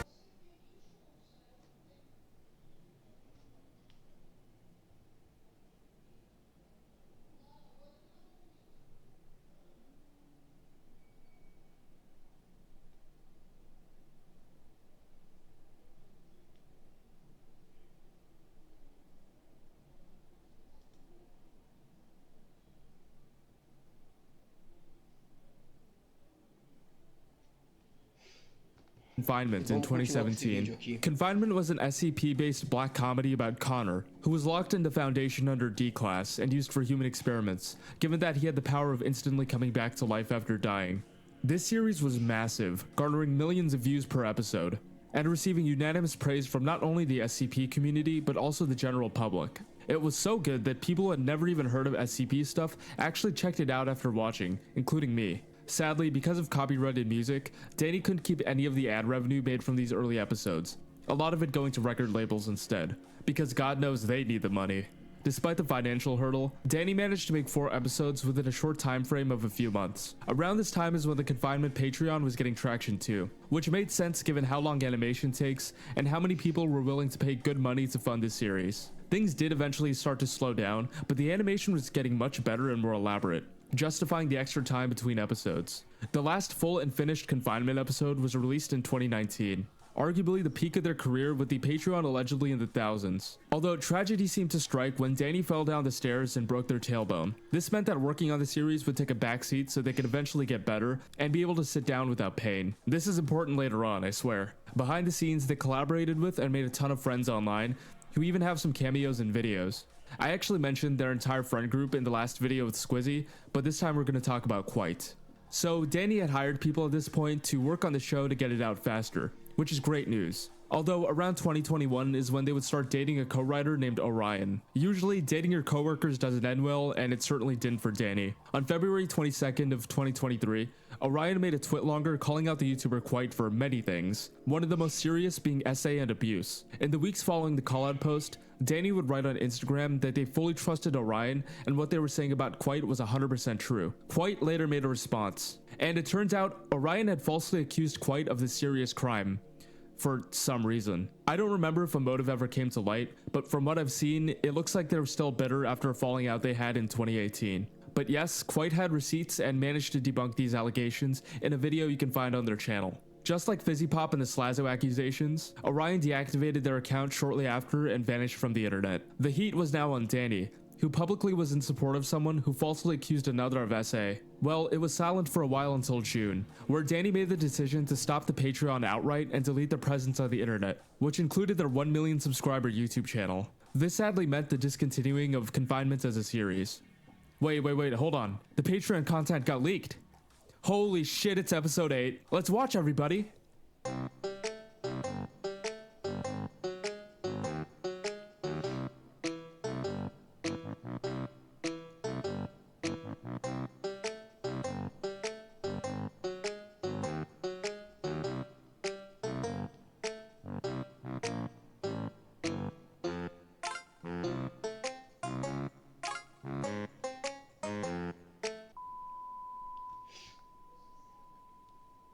That's it? That's the lost episode? That was just a bunch of cheap sex scenes. What a rip! Lord Bong betrayed us. Yup, most of what was being worked on for episode 8 was this weird, almost fetish-like softcore porn of Connor being naked and accidentally slipping around while having sex with people. That's all there was since the last full episode in 2019. There has to be a name for this kink because it's animated in a very specific way that's meant to probably get themselves off. In fact, many have pointed out that the sex scenes seem to be animated by Orion themselves. This only added fuel to the fire as Danny was seen as not only in support of a deceiver, but also a scammer. Again, nothing wrong with having weird kinks and fetishes, but using Patreon money for this instead of doing your damn job is pretty scummy. And just as they promised, Lord Bung was erased from the internet and only exists in archives you can find online. This is where the injury comes in. You see, many people believe in a certain timeline of unfortunate events happening, leading to the downfall of their career. When Danny broke their tailbone in 2019, they began using Patreon funds to buy weed and other sedatives to ease the pain. Danny made this a habit, even after their tailbone should have healed, which is approximately 8 to 12 weeks. Orion later came into the picture and began writing, in which they would shoehorn in their self-insert OC, who would of course fall in love with Connor and they'd get together, tanking the writing in the process. Orion would then manipulate and lie to Danny about the quiet allegations, and given that they were dating, Danny would blindly take their side. Can't really fault them for trusting their partner initially, to be fair, but it's still unfortunate. Orion and Danny would f*** around for a few years, smoking weed and animating this, while nothing worthwhile was actually being produced, until it all came crashing down. Danny has not been seen since this incident, confinement fans are still angry, and most of this was cataloged by Mr. Sumerian, so thank you to him. Actually, as I was researching, I stumbled upon another conspiracy similar to Animated James. There's an NSFW account on Twitter called SamRockwell420 that just so happens to share a very similar art style to Orion's. In fact, there's a thread on Reddit with multiple people who are extremely confident that this account is Orion. You can take a look for yourself, but be mindful nothing is confirmed. Also, this goes without saying, but do not harass this person. Even if they do end up being Orion, they don't deserve this, and I don't want to be responsible for anything that could happen. Tom Preston, aka Andrew Dobson, was a webcomic artist mainly known for the series So, You're a Cartoonist, among many other controversies and incidents that he's had in the past 15 years. Tom from an early age seemed to always have a huge interest in Nintendo and drawing cartoons, so much so that he was bullied for it, which apparently was so awful that he deliberately chose to go to college in Minnesota of all places to get away from his bully. You can see how people can really get under Tom's skin with a little teasing, because he held a grudge against his high school bully for 7 years. Although bullying is a bit of a strong word to use in this context, because from what he describes, this bully just made fun of him here and there and mocked him back in high school. That's it. Obviously, I don't condone bullying, but it seems like a huge overreaction to move across state lines just to get away from one guy who made fun of you as a teenager. And from the post that Tom made, it looks like the guy wanted to add Tom on MySpace to maybe make amends and apologize for ragging on him back then. But according to Tom, it fills me with such anger that he of all people, would think that everything he did to me was moot, and he would try to make up with me. Tom attended the Minneapolis College of Art and Design, in which he would yet again get made fun of by people because he wore a fedora every day to class to hide his balding head. Surprisingly, he didn't flee the country because of this, and went on to graduate with a bachelor's in fine arts. Although he ended up learning nothing from those 4 years because of his inflated ego and inability to take criticism. This shows in his stagnant art style, which hasn't improved since he created his DeviantArt in 2004. Reminds me of someone. Tim Buckley. For his early days on the internet, he'd make a living by drawing inflation porn, going under the pseudonym Caddy N, hosting all the inflation-related work on his own website, which included inflation flash games. Yes, this is real. Eventually, he'd get bored of drawing fetish content and move on to posting random artworks here and there throughout the mid to late 2000s. This brings us to 2009, where Tom made a webcomic, as mentioned before, most of which involves strawman arguments. If you want your opinion to look good, make sure to depict the person who doesn't agree with you as moronic, jealous, angry, gross, and an unlikable caricature. That way, people can see you as the stoic and reasonable genius that you truly are. Tom did this a lot, especially when glazing Nintendo, which he did often. When people rightfully criticize these comics for their flawed arguments and lack of, well, being good, Tom decided to go on paragraphs-long rants about how he doesn't need to change, and any critique against him is stupid and nobody cares. He's also a massive hypocrite. You see, Tom is very inspired by and loves 90s anime, which is presumably what he grew up on and based his art style off of. Keyword though, 90s anime. For a really bizarre reason, he also hates anime. More specifically, anime from the 2000s and onwards. Now in 2002, a movie called Treasure Planet was released by Disney, and unfortunately, it bombed really hard at the box office, costing many people their jobs. This pushed Disney to use more 3D animation, which was much more successful. And now you know why you've never seen anything 2D animated in theaters ever again. Tom's dream was to work at Disney, and he'd spent a lot of time getting his degree so he could become a 2D animator. But now those dreams were gone. What does this have to do with anime? Well, Tom got the idea in his head that Treasure Planet was inspired by anime of the time, and that's why it bombed so hard. So essentially, he blames 2000s anime, which he thinks inspired Treasure Planet, which lost Disney so much money, it cost him his non-existent career. There are many other controversies to list. His fetishization of lesbians, calling people horrible things for disagreeing with them, sending this image to the daughter of Robin Williams right when he passed away, the water bottle incident, etc. But I want to talk about arguably his most famous and funniest controversy that he had in the mid-2010s. This is the Power Girl comic. It features a creepy guy taking photos of a cosplayer without her permission, until Tom heroically saves the day by beating the creep with a baseball bat. The only problem is, none of this actually happened. You see, it turns out the guy doing the photography was the cosplayer's boyfriend, and judging by the photos, she seems very okay with it. Tom can be seen in the background with his iconic fedora, fantasizing about saving this woman from nothing, which inspired this make-believe comic. Tom would continue the same old shtick of arguing with people online and sending death threats to politicians, until eventually he wiped his internet presence mysteriously in 2020. Allegedly, the reason for this was because of his family forcing him to stop using the internet. Tom's brother was in line to receive a very prestigious and important government job, until Tom ruined it because of his online behavior, and the mere association with Tom made his brother lose that opportunity. Again, this is all alleged because it's very hard to verify this claim online. Tom hasn't returned to the internet since, and it's doubtful that he ever will. I also want to thank Magic Mush yet again for the video on this topic, in which I gathered most of my information from.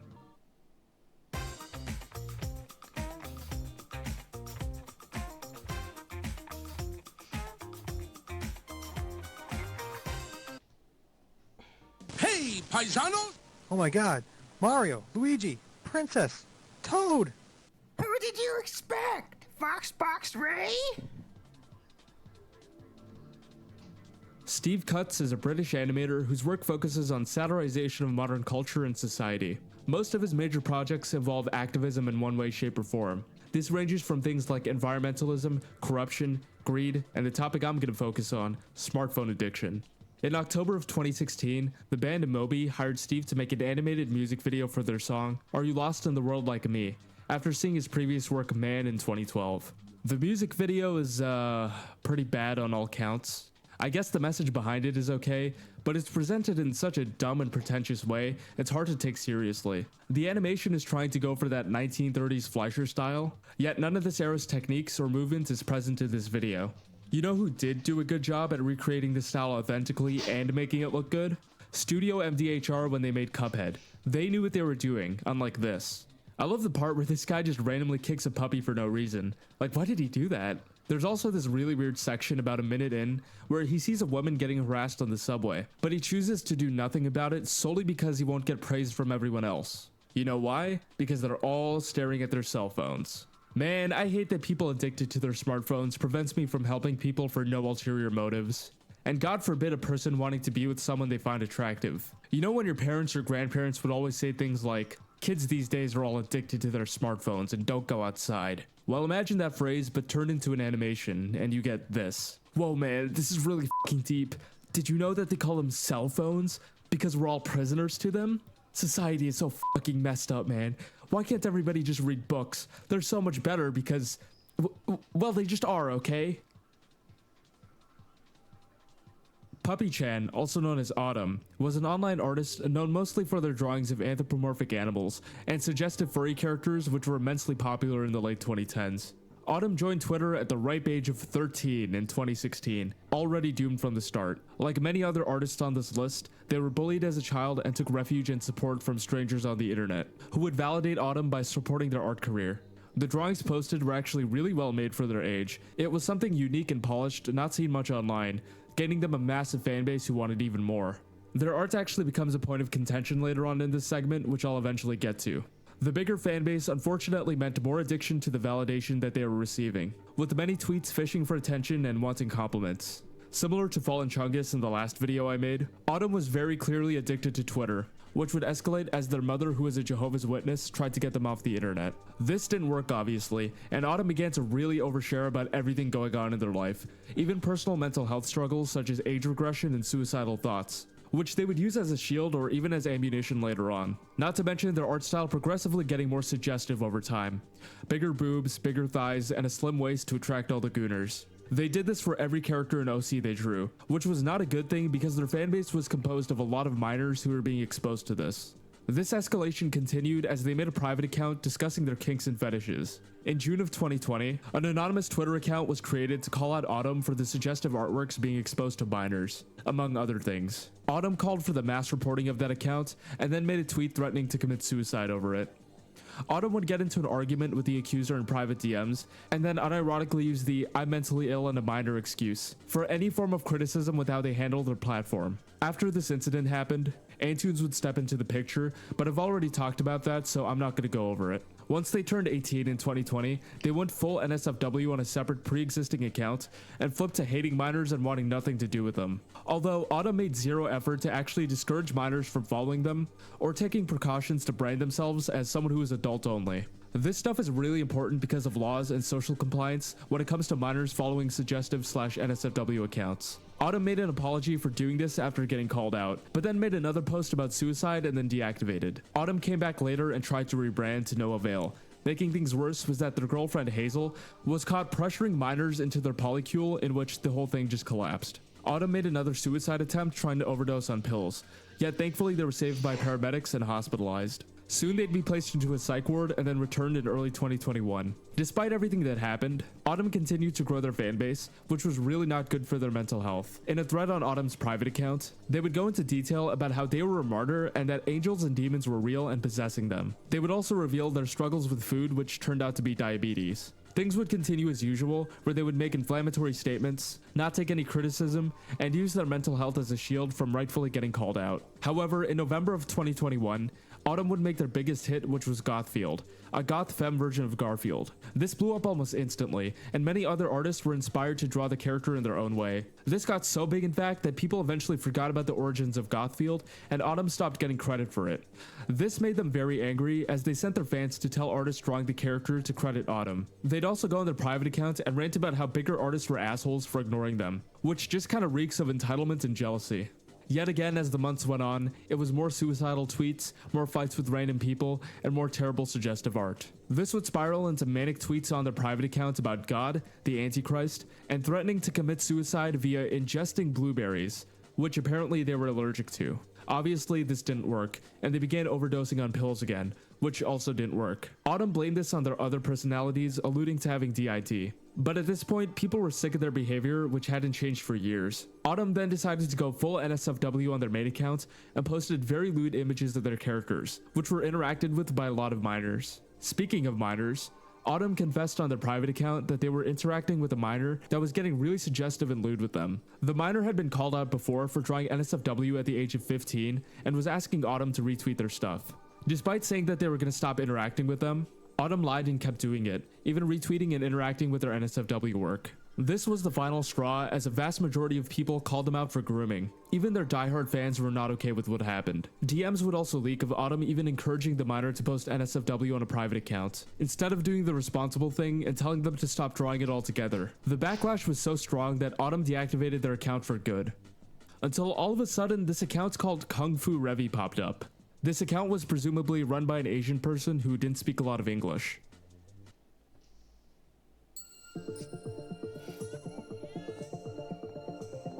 Transforme a sua melhor ideia em sucesso de vendas. Faça você mesmo, do seu jeito, no Wix.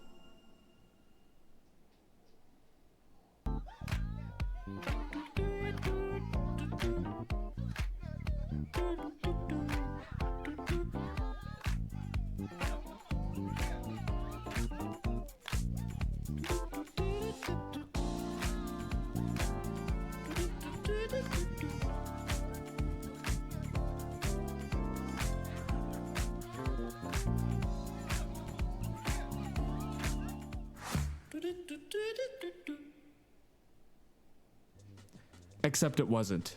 It was Autumn yet again trying to rebrand. Now they were being called a racist after getting exposed, and ranted about it on their private accounts before disappearing for a while. Autumn actually didn't leave the internet for good. In a video about art degradation made by Daft Pina, Autumn, now going by Salem, comments on it and reflects on their past as Puppy Chan. They're still around and post on Tumblr as WolfTinger666. From what I've seen, they seem to be doing good, and their art has improved drastically since the Puppy Chan Gooterbait days. Once again, if you want more details, check out the video by Turkey Tom.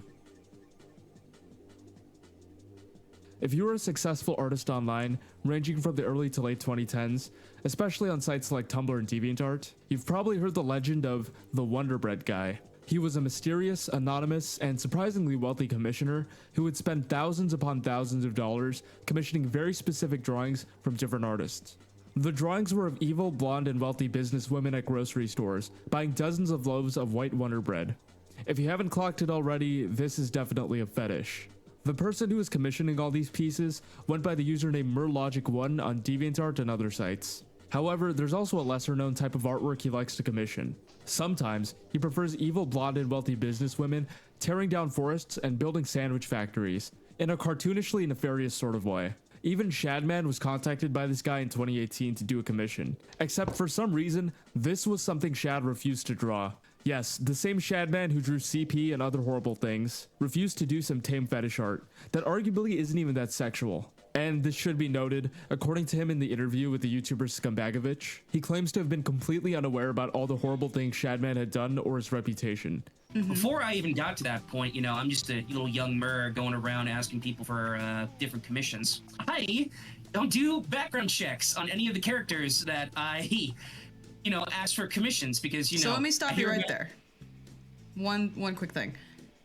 I'm just curious how that's the case because Shadman is the type of guy where his reputation absolutely precedes him, and I would find it very difficult to approach him for art, not knowing anything about him, you know? Look, I know it sounds unbelievable, but I truly do believe that I am the commission equivalent of Forrest Gump, where I just run into people and I just ask them stuff, and then one thing leads to another. It's up to you guys if you want to believe him, but for the sake of time, let's move on. So what caused this fetish? According to the interview, it all started with Season 2, Episode 30B of Dexter's Lab, called The Old Switcheroos, where Dexter and Dee Dee are punished by staying in opposite rooms. The sequence of Dexter's paranoia about Dee Dee breaking and destroying all his stuff really, impacted him, so to speak. And the concept of an evil blonde woman destroying forests and being cartoonishly evil came from Dr. Blight of Captain Planet. According to someone on 4chan who had a similar fetish, it's a power dynamic and corruption thing, which is honestly very common. Generally, a lot of people are into a cruel and dominating woman, although not to the degree of specificity that Merlogic's into. But how about the Wonder Bread? Again, according to the guy on 4chan with the same fetish, it's the idea of the woman destroying and polluting her body by eating copious amounts of processed foods. One of those foods being plain white Wonder Bread. Merlogic is actually still active on Twitter and other sites, often openly discussing this fetish and what cartoon characters check all the boxes. Make sure to go check out the video by Scumbagovich for more details, and an interview with Merlogic himself. On January 20th, 2015, America was given one of the most influential and popular musicals of recent memory, made by disgraced Puerto Rican and soprano star Lin-Manuel Miranda. That musical being Hamilton, about Alexander Hamilton and the founding of the United States, sung entirely with the influence of rap and hip-hop. Interestingly, they decided to cast virtually anyone of any background for the roles, not just strictly finding white actors. This meant that the portrayal of George Washington, Alexander Hamilton, Aaron Burr, and the main subject of this entry, Thomas Jefferson, were all played by colored actors. And for some reason, Tumblr was especially fond of this musical. This would culminate into thousands of pieces of fan art, mind you, of the actors playing the historical figures, not so much the historical figures themselves. If you know anything about US history and that time period, then you probably understand why. But yes, Hamilton fan art was damn near everywhere, including a drawing created by the artist Umbroni, also known as Jay, on September 11th, 2017. This is the infamous Thomas Jefferson Miku binder image. It portrays Thomas Jefferson as a black, trans, bisexual, furry weeaboo recovering cokehead studying art education. This is one of 4 images actually, the others being of Alexander Hamilton, John Lawrence, and Philip Hamilton. all of them equally as bizarre and convoluted as the Thomas Jefferson one.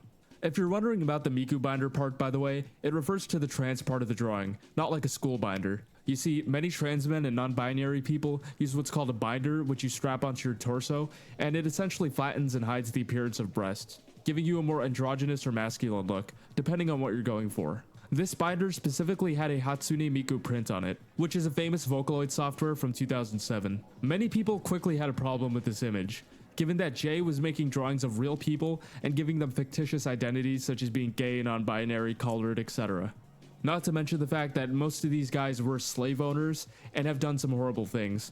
So romanticizing them like this by giving them quirky personalities just kind of irked a lot of people.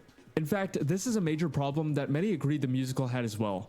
There is little to no mention of slavery, which was a big issue in debate even back then, besides a few cut songs that never made it to the actual production. And while the founding fathers did do a lot of impressive things like, you know, founding a whole country, by all means, most of them were pretty bad people. And the musical doesn't really reflect that. So it's kind of understandable why Jay's perception of these guys would be skewed. Although, to be fair, I think the main theme and purpose was motivating people to make something from nothing and rising to the top with hard work and persistence, with the backdrop of the founding of the US. This is probably the reason why Jay and many other artists didn't see anything wrong with drawing them like this. Yes, other people also drew them like this, but Jay's was the one that went viral. I'm assuming they all got their historical knowledge of the Revolutionary War from Hamilton. The next day, she'd respond to the backlash by doubling down and promising to continue drawing this type of stuff. As many of you know, my recent character sheet got a bunch of hate on Tumblr. I got accused of homosexual erasure. It's my blood, sweat, tears, and hard work. I will continue to post. Heart emoji. Within the following weeks, specifically the Thomas Jefferson image was posted all throughout the internet to be mocked and made fun of. Work today is broken. Hell! We're all working in too many disconnected apps, and it's killing team productivity. But for the first time, there's a platform. To be fair, this is a really funny image given the context that this is based on a founding father, and the "I met God, she's black" sweater is just the cherry on top for ridiculousness. This got so bad that Jay ended up leaving the internet and deleting her accounts on September 24th. Now, was this tone deaf and weird? Yeah. Was this also really funny? Yeah. But did she deserve this? No, I don't really think so. Jay seemed like a really young person at the time, so I think it's fair to say she made a dumb mistake and wants to move past the incident. In fact, on September 15th, 2019, she'd make another response reflecting on what happened and all the harassment she received because of it, deciding ultimately to leave the Hamilton fandom. And then immediately got into more trouble by drawing shipping art of Aaron Hansen and Dan Avidan of Game Grumps. In June of 2020, she deleted all of her social media and decided to take a long break from the internet. Side note, do you guys remember the Hamilton artist/animator Cryptid Worm? They went by Galactibun or Scribs back then, so maybe you might know that name. I mentioned this because it seems like Jay was heavily inspired by this person, because when I first saw this image back then, I legitimately thought for a while that Cryptid Worm had made it. If you're wondering what happened to them, by the way, it turns out they got harassed by a lot of people in that fandom and rebranded. And yes, as you can tell, I was also into Hamilton back then.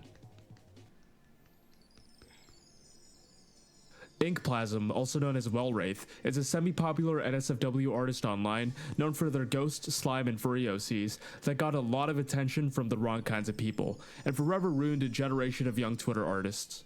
Inkplasm joined Twitter in March of 2018, shortly after their 15th birthday. They gained a massive following online after posting their artwork, which consisted of characters with very interesting proportions, usually wearing revealing clothing and with a definite intention for sexual gratification by the way certain body parts were enhanced.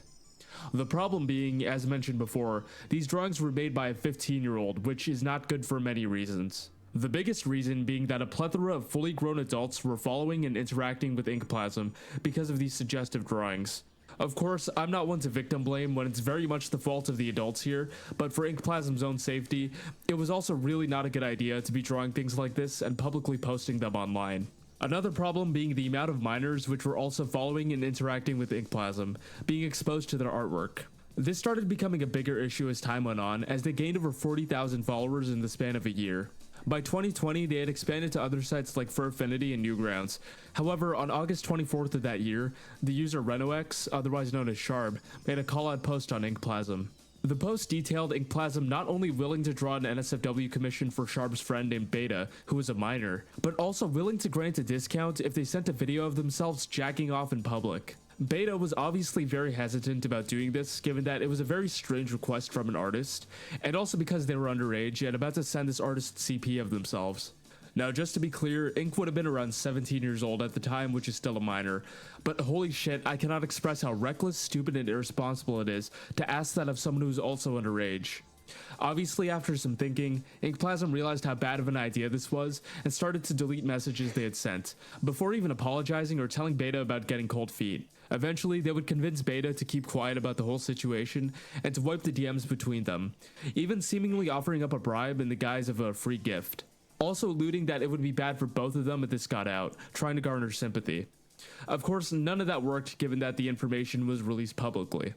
Just a really gross and horribly irresponsible situation all around. And while both were minors at the time, I'm still putting most of the blame on Inkplasm for even asking someone to do that in the first place and trying to cover it up. Now, many people started accusing them of grooming or being a groomer, but I don't think that's the case here, honestly.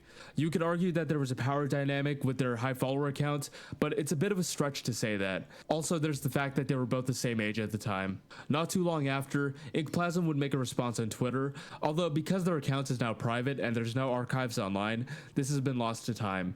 However, I did find a live stream by the YouTuber For No Good Reason, in which both Inkplasm and Beta are interviewed on what happened. And then you went to him again and asked for another commission, and that time he had lowered it all the way from $200 to $100. You remember that? Mm-hmm. Okay, and then the third time he raised it back to 200, and that's when the discussion of the dick pic, or the NSFW.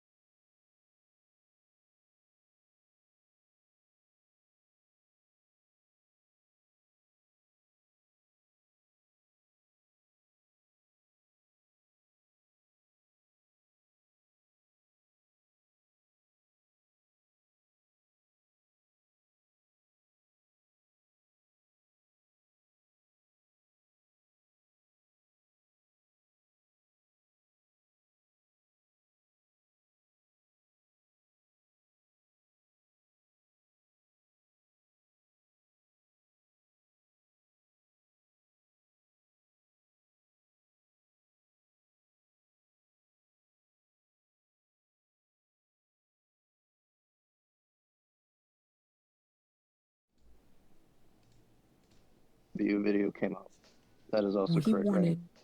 He wanted it to be 150, and I was like, oh, I don't know if I can do that. You know, it's 125 fine. And then that's whenever he was like, oh, you know, you could, you know. So this video was supposed to cover the entirety of the payment, or this was supposed to reduce the payment? No, it was just supposed to reduce it. Okay, that's what I thought. Inkplasm claims this was the first and only time they had done this, harboring no malicious intent when sending those messages, and weren't even aware the person was underage beforehand. But given that information, why would you ask for nudes from someone when you don't even know their age? And what exactly was the intent behind asking someone for nude videos? Even if Beta was over 18, a minor asking for nudes from an adult is still wrong no matter which way you put it. Inkplasm also makes the claim that Beta had sent them nude images before. where they then thought it was okay to ask for more, which really muddies the water. Had you sent him a nude at all? I had before. Yes. Now you because understand that that's illegal, correct? I Okay. That's one reason that I regretted it, and that's one reason that I wanted to wipe it, like with what he did.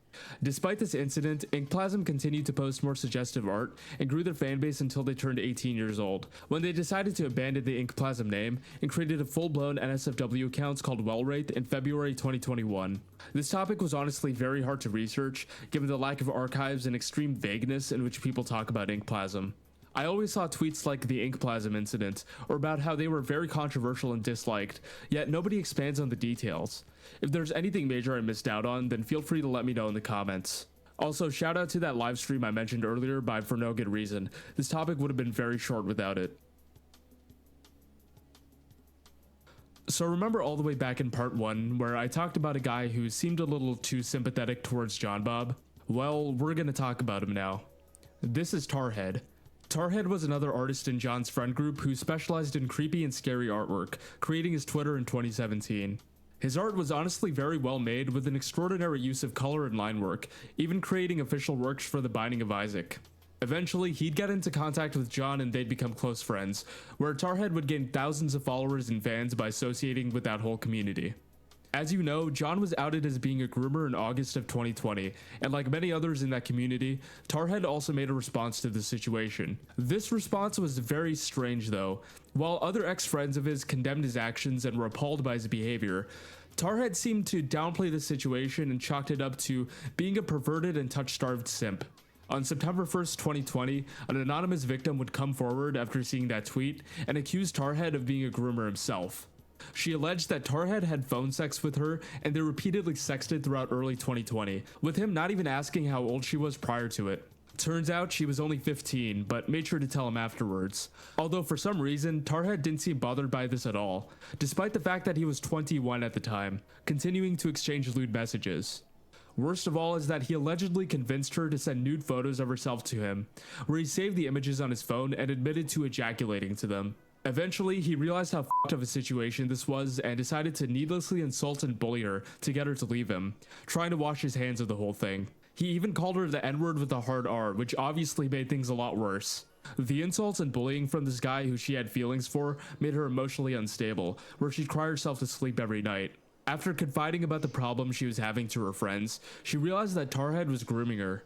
On August 12th of that year, she confronted Tarhead about the grooming, and he for some reason played the victim card and acted like she ruined his life, again insulting and berating her.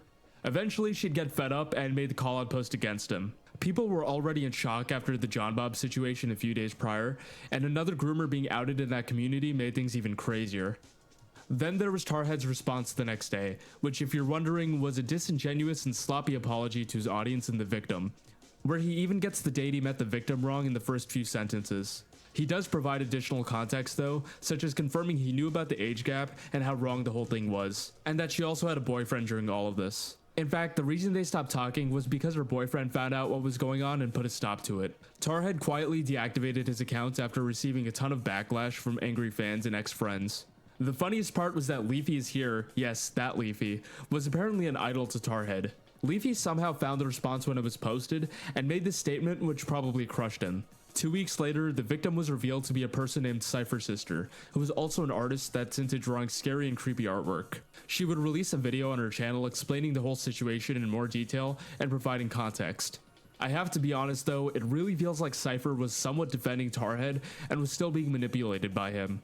Throughout the video, she details some of her mistakes and places blame on herself for getting groomed, still holding out hope for him. Just to be clear, besides the cheating which she worked out with her boyfriend, her getting groomed by him is not her fault whatsoever. It's really sad to see her care so much about an awful person who did all that and insulted her constantly. In fact, she mentions calling him after the post went live, where he started crying and convinced her to take it down and private her account. One more thing to note is that apparently she never actually sent him nude photographs of herself, just some risque photos and videos here and there. Honestly, this is probably a good thing, but I don't really know why she lied about this, but even without that point of contention, this situation is still horrible. In the comments section, Cyphers left an update saying that Tarhead has gone to therapy and has gained a social life outside of the internet. All of this happened almost 5 years ago now, so I'm assuming, or at least hopeful, that Cyphers fully realized the extent of Tarhead's grooming and abuse, and has healed from it since then. I don't know what happened to Tarhead since then, and I don't really care. Let's just hope people like this never come back. Owlturd, otherwise known as Shen Comics, is a popular webcomic artist whose work has been spread in popularity through memes and exploitables. If you don't know, exploitable comics are meme templates, which can be easily manipulated to add to the joke or create a brand new one, using an interchangeable punchline. You've probably seen stuff like this all over the internet, by which I mean Reddit. They're mostly Reddit memes. One of those memes was a comic titled "My Bike Got Stolen Recently," posted on November 13th, 2017. While Shen's artwork being used as a meme format was very common, the joke was always unrelated to Shen or the artwork in question, but this time the comic itself was being made fun of, and Shen was the butt of the joke. Why? Well, a lot of people found it cringy and thought that the premise was dumb. My bike got stolen recently. I was pretty bummed about it. But I think whoever stole it was probably more happy to get it than I am sad to lose it. The total happiness in the world increased. So, whatever. Most of the critique alluded to Shen being a self-destructive, spineless doormat that just let bad things happen to him without fighting back. The comic was posted on r/cringeanarchy by the user Nikish, I don't know, as well as 4chan's Koboard to get made fun of, gaining site-wide infamy as Shen was now being referred to as a bike cuck. Eventually, the jokes and teasing would get to Shen, and on November 18th, he'd make a post on Facebook asking people to stop calling him bike cuck, deciding to go on a hiatus indefinitely. Obviously, given that this is the internet, people doubled down and called him bike cuck even more. The next day, he'd clarify by saying that him going on hiatus was actually because of personal reasons unrelated to the comic stuff. In fact, he actually said he liked all the bike memes and wanted this break to reflect on how to handle things like this in the future. Eventually, Shen would return with new comics, still going strong to this day, even poking fun at himself and that comic here and there. Another very tame entry, which I feel like we need after all the horrible people we've gone through so far. On December 2nd, 2019, the YouTuber PewDiePie revealed that he and his wife Marcia's house was broken into and robbed. A very scary and unfortunate situation that could happen to anyone, where he received a lot of support. On the 8th, Mallory Jessica Eudicious, otherwise known as SweetBeans99, created a comic which mocked what happened to him, including a straw man named New Guy, which I guess was supposed to be the antagonist of the comic. I'm assuming this mindset stemmed from some controversies PewDiePie's had in the past, with the bridge incident and whatnot, which seems to have permanently stained his reputation in the eyes of many people, including this person. What a fucking wholesome friend. Oh, what's so funny? That millionaire gamer bro douchebag totally got robbed. Hey, how'd you like it if you were robbed? Oh, wow. I can tell we're gonna be the kind of coworkers who become good friends. Wow, really? Hell no. Apparently, the one we're supposed to relate to is the person laughing at the misfortune of someone else. Meanwhile, the stupid idiot is the one with empathy and kindness, getting put down for asking if they'd be okay with that happening to them. Now, personally, I think the argument of, oh, whatever, he's a millionaire, who cares, is not even a good one because, one, in today's economy, even being a millionaire won't get you that far in comparison to a billionaire, which is vastly different. And arguably, who you should actually be against if you're one of those eat the rich people. Trust me when I say, slightly affluent people compared to you are not your enemy. And number 2, Marcia said that 90% of her sentimental valuables were stolen in the robbery. This isn't really a matter of just buying new stuff because you have money. Those valuables had meaning and memories attached to them, something you can't replace. This comic completely backfired and blew up in their face after getting posted, having the opposite effect intended. It quickly spread online as people found it distasteful, cringy, and toxic. Then, on New Year's Day of 2020, OniNG posted the comic with this caption, which spawned numerous edits and altered endings to make it either wholesome or funny. As the comic spread, this New Guy character quickly became a fan favorite of the internet, and his wholesome and kind attitude would overshadow the original comic and its creator, Mallory. Many of the pieces even went out of their way to discourage harassment of Mallory too, which amplified its wholesome messaging. Despite this, there was still harassment of Mallory, in which they'd respond and then private their accounts. While an overwhelming majority of people were against the message of the original comic and saw New Guy as a wholesome meme, some other people thought the meme actually encouraged harassment of Mallory. This was not the first time that year Mallory would get into controversy with their comics though. On April 8th of 2020, they made a comic in which their character shoplifted from an art store, which caused more backlash, but this topic isn't about that. Since then, Mallory hasn't had much drama related to their works, and mostly just does their own thing. Although I do find it funny that they're a big Smiling Friends fan, despite how close Zack and Oni are, which makes this come full circle I guess. Fun fact, New Guy's technically the first ever meme of 2020, and subsequently the entire decade. Rory Cummings Dies, otherwise known as RCD Art, was a fan artist on Tumblr and other sites, known for their comedically fetishistic and disproportionate anatomy they would include in many of their drawings. Rory had been posting to the internet since 2012 on sites like Twitter and Tumblr, where it would seem that their style was actually much more polished and nice looking compared to what I'm about to show you. They would make art for many different franchises like Marvel, Star Wars, and Steven Universe, which had their accounts grow in popularity over the course of the 2010s. It was even revealed that Rory made it into CalArts in 2016. Given this information, one would assume that their art would drastically improve now that they were being taught by professionals at an art/animation school, right? Well, the complete opposite happened. Rory's art got much, much worse. Let's take a look at some before and afters now. Before, after. Before, after. Before, after. Of course, they would take zero criticism and seem to have an inflated ego about their work, despite the backlash. This art degradation was especially prevalent in the way that they drew Captain America. Rory infamously would headcanon and interpret Steve Rogers as being transgender, more specifically a trans man.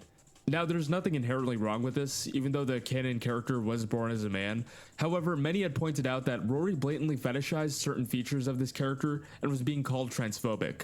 In normal artwork, Steve would be drawn in a more masculine sort of way, which makes sense given that Rory's headcanon wanted Steve to transition into a man and look like that.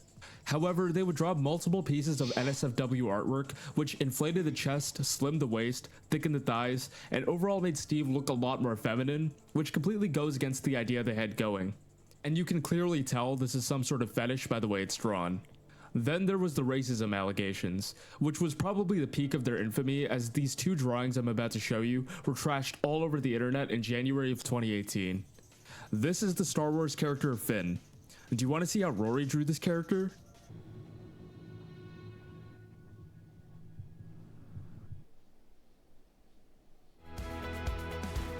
Ahorra al crear una dirección de correo electrónico que coincide con tu dominio de GoDaddy. Demuéstrale a tus clientes que vas en serio con la ayuda de GoDaddy. Look at that misshapen head, those giant red lips and fish-like appearance. My god, it doesn't even have a watermark. Let me tell you, everybody hated this drawing in particular, especially because, whether intentional or not, it really looked like a racist Jim Crow era caricature of a black person. And there was also this infamous Kylo Ren drawing which had the exact same problems, equally being trashed for looking terrible. On January 7th, Rory would respond to the backlash with an apology, assuring that it would never happen again. Despite this, the backlash against Rory for this terrible artwork, transphobia, and racism continued as they delete their presence off the internet in March of 2018. Allegedly, they graduated from CalArts in 2020, and the only remaining trace of them on the internet is their portfolio website.